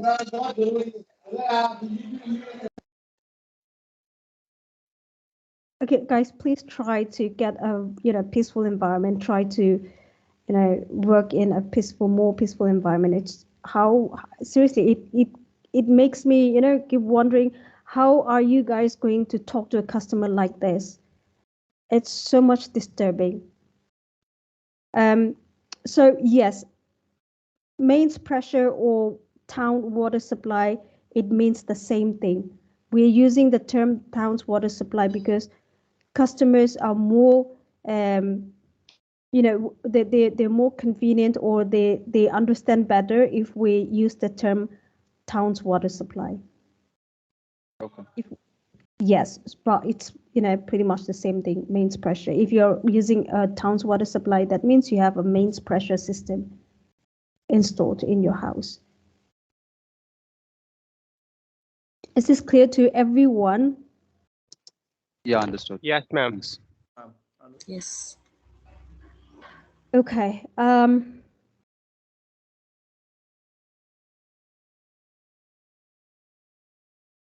What else? What other questions? Be it any related to any topic, or any questions, not just whatever we have covered so far since day one. Now is the time to clarify all your doubts. Yes. Is there any difference between an installer or an assessor? Of course, installer is a different party, assessor is a different party. We are the lead generator team. We are generating the leads.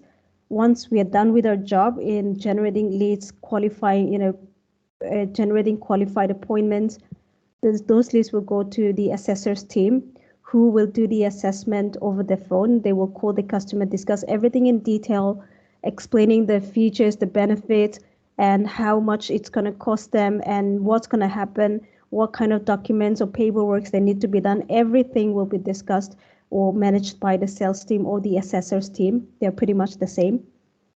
And once that is done and customer decides that, okay, yes, I'll go ahead and do the installation, then they will pass on that lead to the installation team. So the installer will take care of the installation. And when I say installation, it could be it's a team of electrician and plumbers, because heat pumps are installed by plumbers. Electricians are also part of the installation team, because sometimes in some of the properties, customer properties or customer's house, some rewiring or new wirings needs to be done. So if that's the case, then electricians also get to work as part of the installation team. But the main the main people or responsible for installing the heat pump are the plumbers. Again, this is for your understanding. You don't need to explain all this to the customer. Can you talk about the eligibility? Yes, let's talk about the eligibility. Go ahead, go on. So if it's more than 2 years, we help with the VEU scheme, VEU, right? Yeah, if they're using the system for the past 2 years. And it's more than 3 years, we give solar week. Yes, but again, what are some of the qualifying questions to qualify someone or customer for solar big rebate? Kuldeep.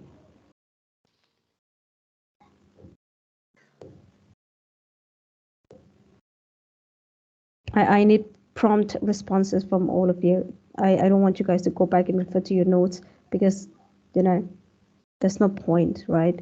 It has to be random. So yeah, Kuldeep, again, give me two qualifying questions quickly. Qualifying question, I don't know, because I didn't update it here. So all I know is that it should be more than 2 years. Then we give them this product called VI scheme, VEU, and if it's more than 3 years, we help with solar week. But I don't know what we need to ask more. That's the reason I ask eligibility. So if you have to qualify a customer for the solar big rebate, you will ask only how old is their system. Is that what you're saying? Yes. And you will not ask any other questions besides that? No, we will ask, but What are the questions that you will be asking? That's what I'm asking you. What other questions you will have to ask them to qualify in order to qualify them for the solar rig rebate?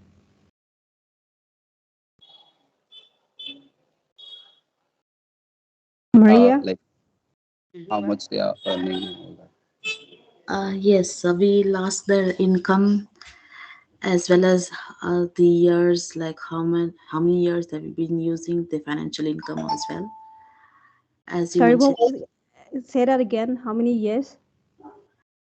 yes, more than 3 years we have two Oh, years of okay, you mean the system, all right. Yeah, yes. and the Then other we have, one.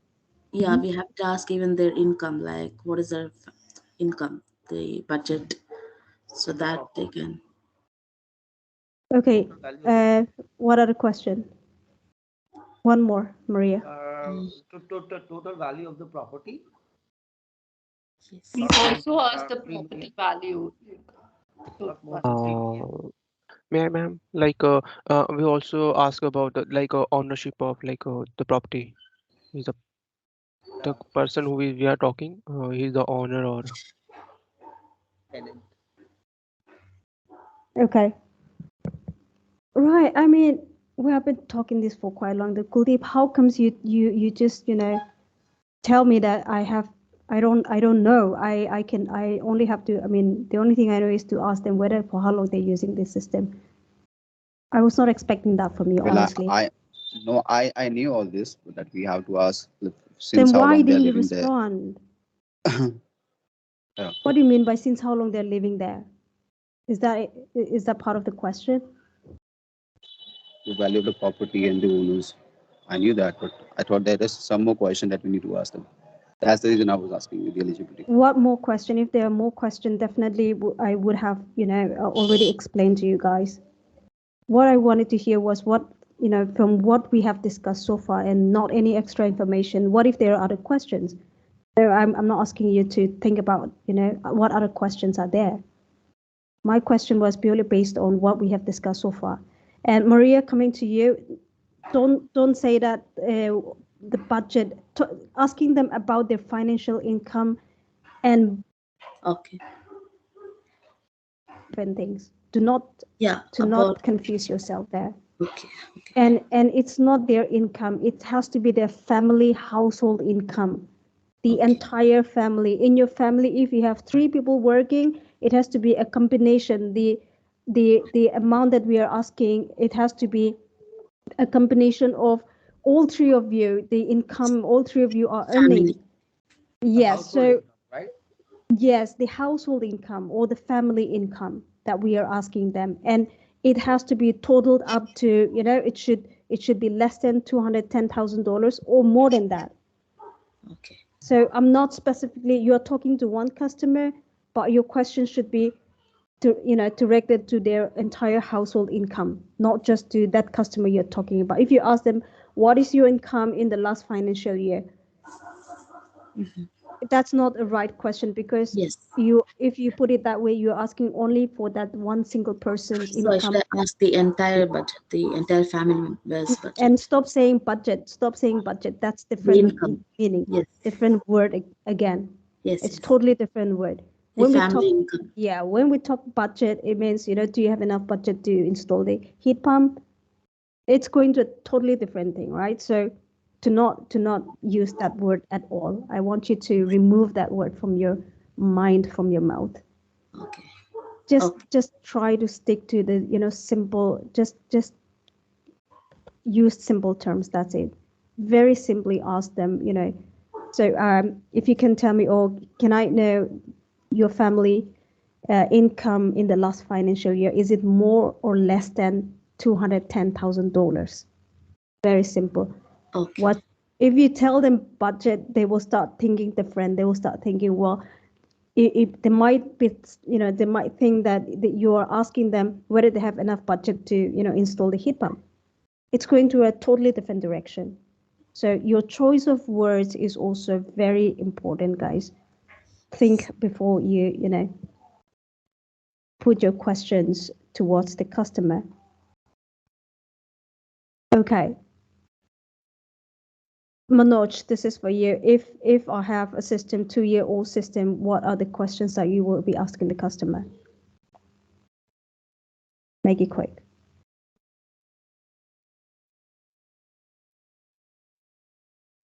Manoj, are you there?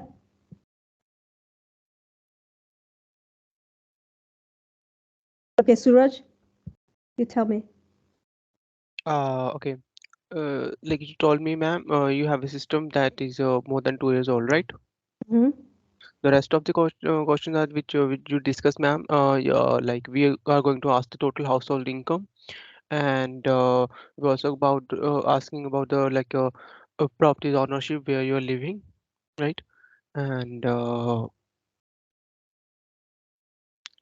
accept that, ma'am. Is that you, Manoj or Suraj? Suraj, Suraj, okay. and I'll stop you there, Suraj. I'll stop you there. I'm going to stop you. Neelam, can you tell me? We also ask the property value. Kuldeep? Yeah, again, the value of the property is I the have person we are talking to is I the have a owner or not. 2-year. Try to understand my question. I have 2-year-old system. I'm using the system for the past 2 years old. That's the topic of discussion here. All right. So what questions? Carry on. If you understood the question. So we'll give him Victorian energy upgrade. Right. What question you will ask? I'm not asking which scheme you will provide, but questions. Question is the same which we are going to ask you. The value of the property Oh my is the god, person we are seriously, talking to is guys, the owner what? or not. may I, ma'am, That's we are asking which yes. type of system you are using, right? Uh-huh. We are talking After. about the system, and Mm-hmm. right, and what type of heat or thing you are using, and if Nothing, nothing all the right, time. Mm-hmm. Go ahead.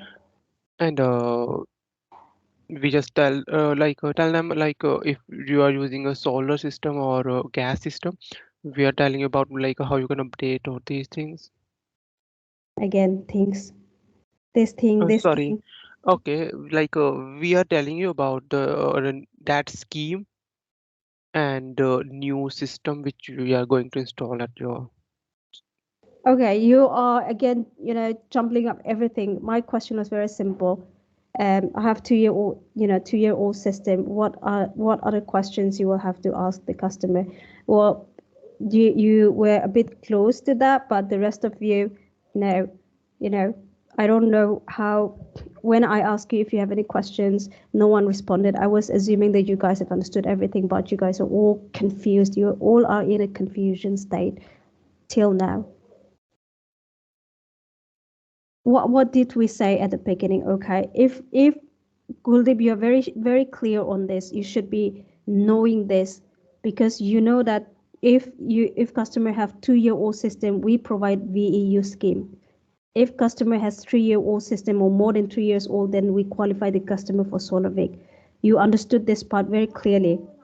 So you should also understand what are the qualifying questions because if you're qualifying the customer for a solar VIC rebate, we ask all these questions. But if customer have 2-year-old system, that customer is already disqualified, right, for the solar VIC rebate.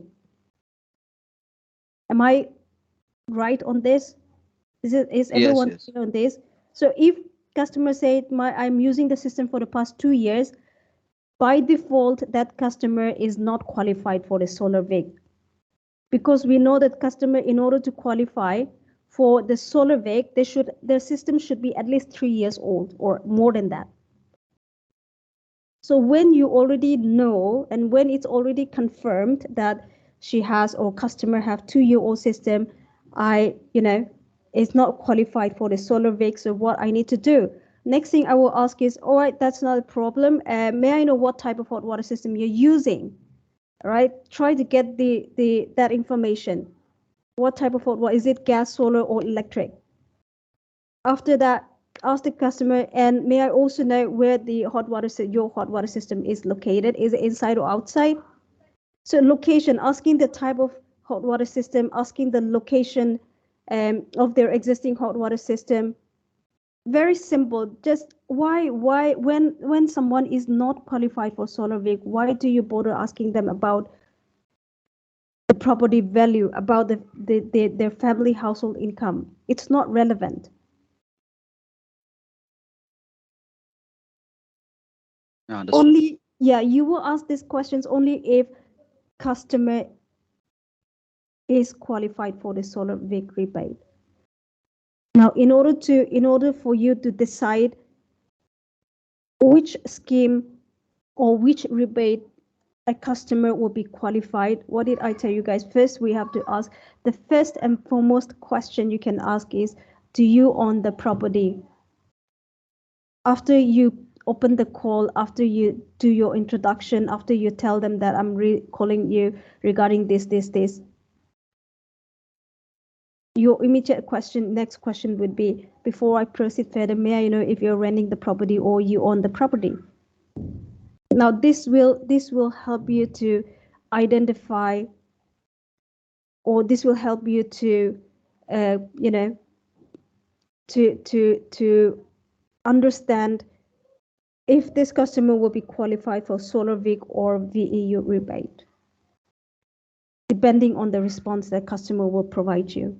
Two responses that you can expect from the customer when you ask them, do you own the property or are you renting the property? If customer says, I am renting the property, then by default, you start asking them, okay, that's not the problem, but can I ask you if you know, you have the permission or you have the authorization to go ahead and change the hot water system because you say that you're renting the property, right? Are you guys getting my point? Yes, yes. And then depending on the responses, you proceed with the rest of the questions, whatever is needed to be done or asked. If they said, yes, I own the property, then yes, this customer might be qualified for solar VIC. So far, one qualifying questions. He has passed one question, which is that he owns the property. And we can only provide the solar VIC rebate to those customers who owns the property, not someone who is renting the property. Now, if customers say, yes, I own the property, well, that's perfect.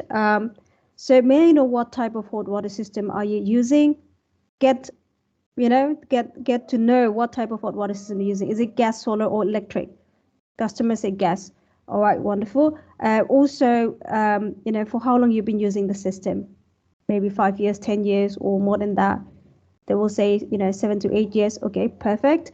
Also, is it installed inside or outside? Location of the hot water system. Say it outside. Okay, that's perfect. Now, in order to qualify you for this solar VIC rebate, I also need to ask you, I also need to know if what's your family household income in the last financial year. Is it more than $210,000 or less than that? You just have to respond in more or less. Customers say less than that. Okay, that's perfect. Now, I also need to know, or if it's possible for you to let me know, your property value, is it less or more than 3 million? If they say less than 3 million, that's wonderful. Well, I can assure you that you will be qualified for this rebate program. So what I'm going to do is I will confirm a few of your details. And with that being said, may I know your first name? I've got your last name as Smith. Can I get your first name? Maria. Okay, Maria Smith. That's perfect. Also, I have your address as number 1, blah, blah, blah, blah. Is that correct? Yes, correct. All right. And I called you on your landline, which is 03451678. Can I get your mobile number in case in case you can't come to the phone, if we ring you on your landline, customer give you or do not give you the mobile, you move on. Also, if you are using an email address, that would be helpful for us to contact you in future in case we need to send you something in writing. Okay, here's my email address, note it down. Well, I thank you for sharing this information, Mrs. Smith, or thank you for sharing the information, Maria.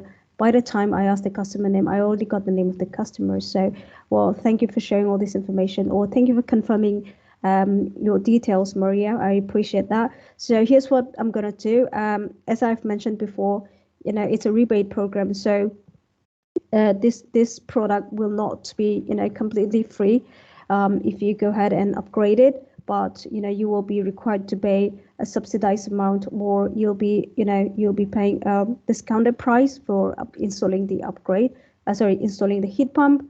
But in order to know in details about the new system, and also how much it's going to cost you exactly, for that I'm going to organize a call back for you from our hot water system experts within the next 48 hours.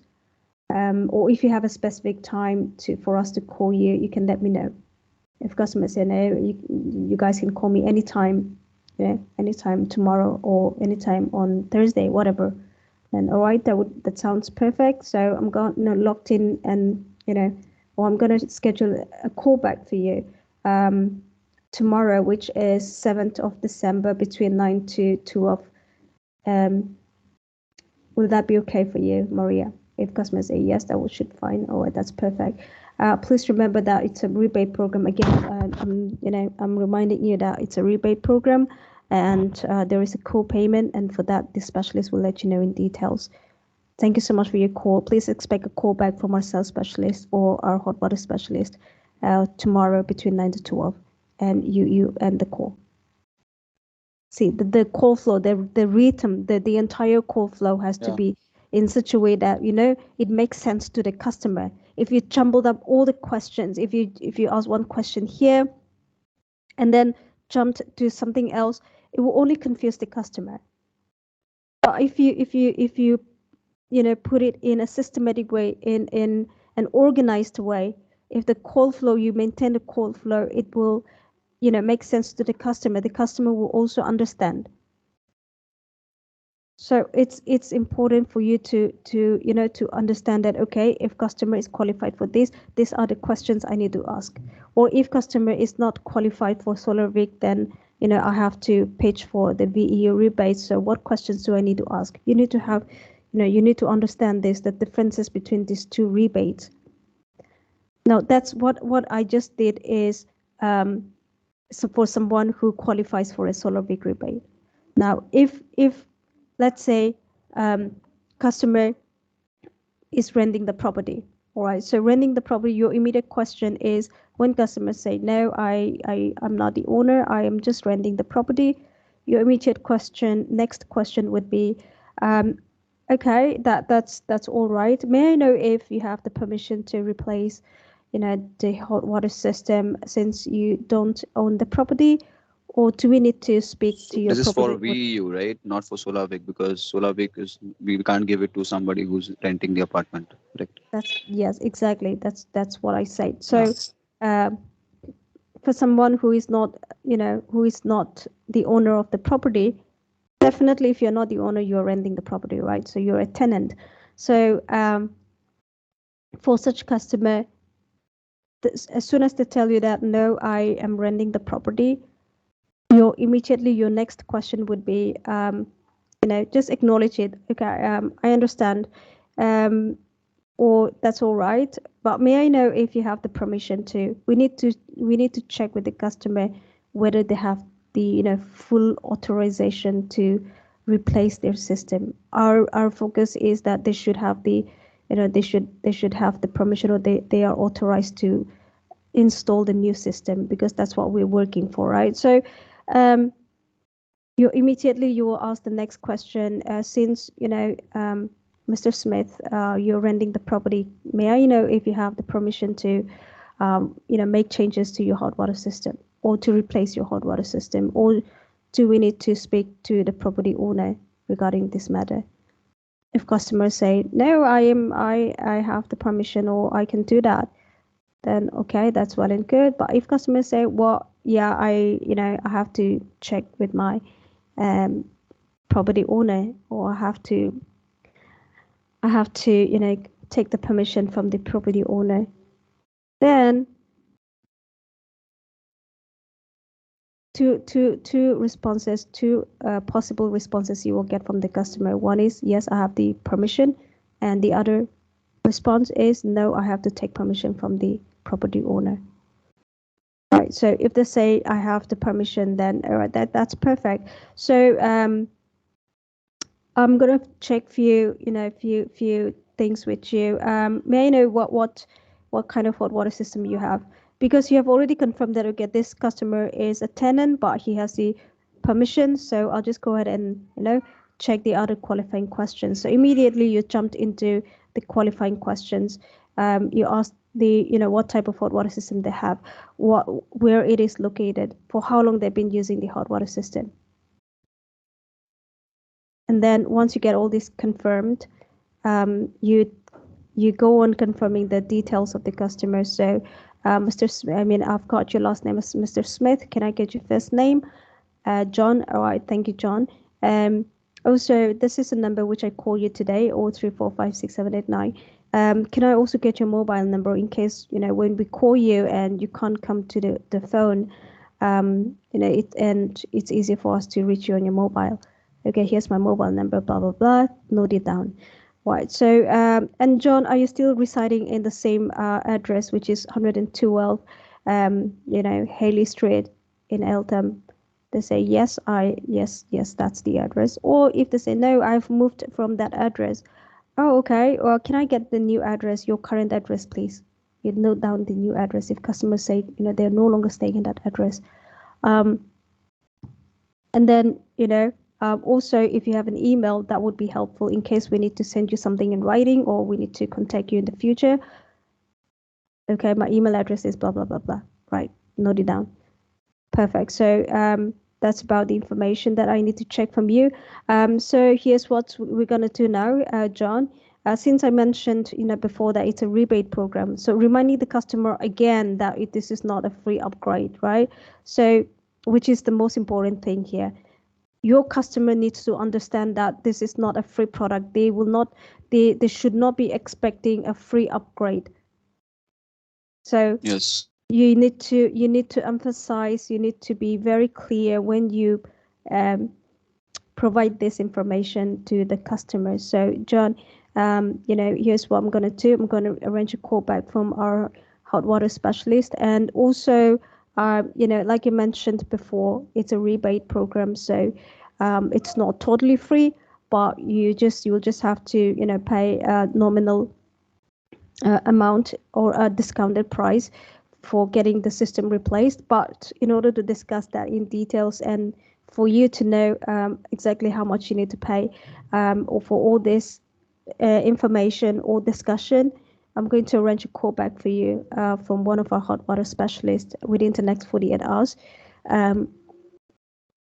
Or if you have a specific time for us to call you, you can let me know. Because some customer will, if they have busy schedule, they prefer to be called when they are free. So in that case, for that purpose, we also tell them, proactively ask them if they have a specific time for our specialist team to call back. So if they say, if they can ring me on Friday, I won't be available this whole week, or blah blah, whatever responses, just go along with it. All right. So Friday, 12 to 3 o'clock, is the time when you will be getting a call from our sales specialist or hot water specialist. So kindly be available to receive the call from them. Thank you so much for your time, John. That's it. Now, for the other scenario where customer said, I need to take permission from the owner, going back to the initial stage of the call. So when someone is renting a property, you ask them if they have the permission or they need to take permission from the property owner. Now, what I just did is for someone who is a tenant but also have permission. Now, the other situation is a tenant, customer is a tenant and they don't have the permission. So in such cases, offer them, ask them, is it okay if we directly speak with your property owner regarding this matter, or regarding this upgrade? If customers say, yeah, sure, go ahead, and can you help me with his with the name and the phone number to whom we need to contact? If customer give you that, then all good. All right, I'll speak with your property owner and I'll get back to you. And then you hang up the phone and you call that number and speak to the property owner. But if customers say, well, I'm not authorized to give out the information, then you have no other option left. You just have to let go of the customer. Just tell them, all right, I understand, I understand that you don't have, you're not authorized to provide the information. So here's what we're going to do. How about you go ahead and discuss with your property owner, and I'll give you a call back to see how it goes. And then you hang up the phone. But as part of the requirement, if only we get hold of the property owner and we speak to them, then only we can do something about the upgrade. But the tenant being in the center, between you and the property owner, it's not going to work out. It will, because each time, at the end of the day, it's the property owner who will take the decision whether to upgrade it or not. So, yeah, those situations, if you happen to come across those kind of situations, you have to handle it, smoothly. You need to know, what should I do in this situation?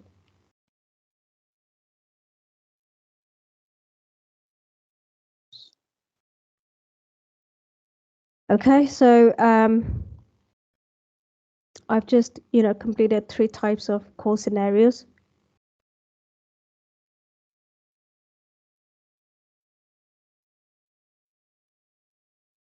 Okay. All right. I'll just pause there for some time. Monu, I just Hi. noticed that you are part of this session. Okay. Yes, I'm here. What happened? You were not Uh, feeling well? yeah, I actually went somewhere and catch my cold and getting sick, and now I feel a little bit good, but not fully recovered.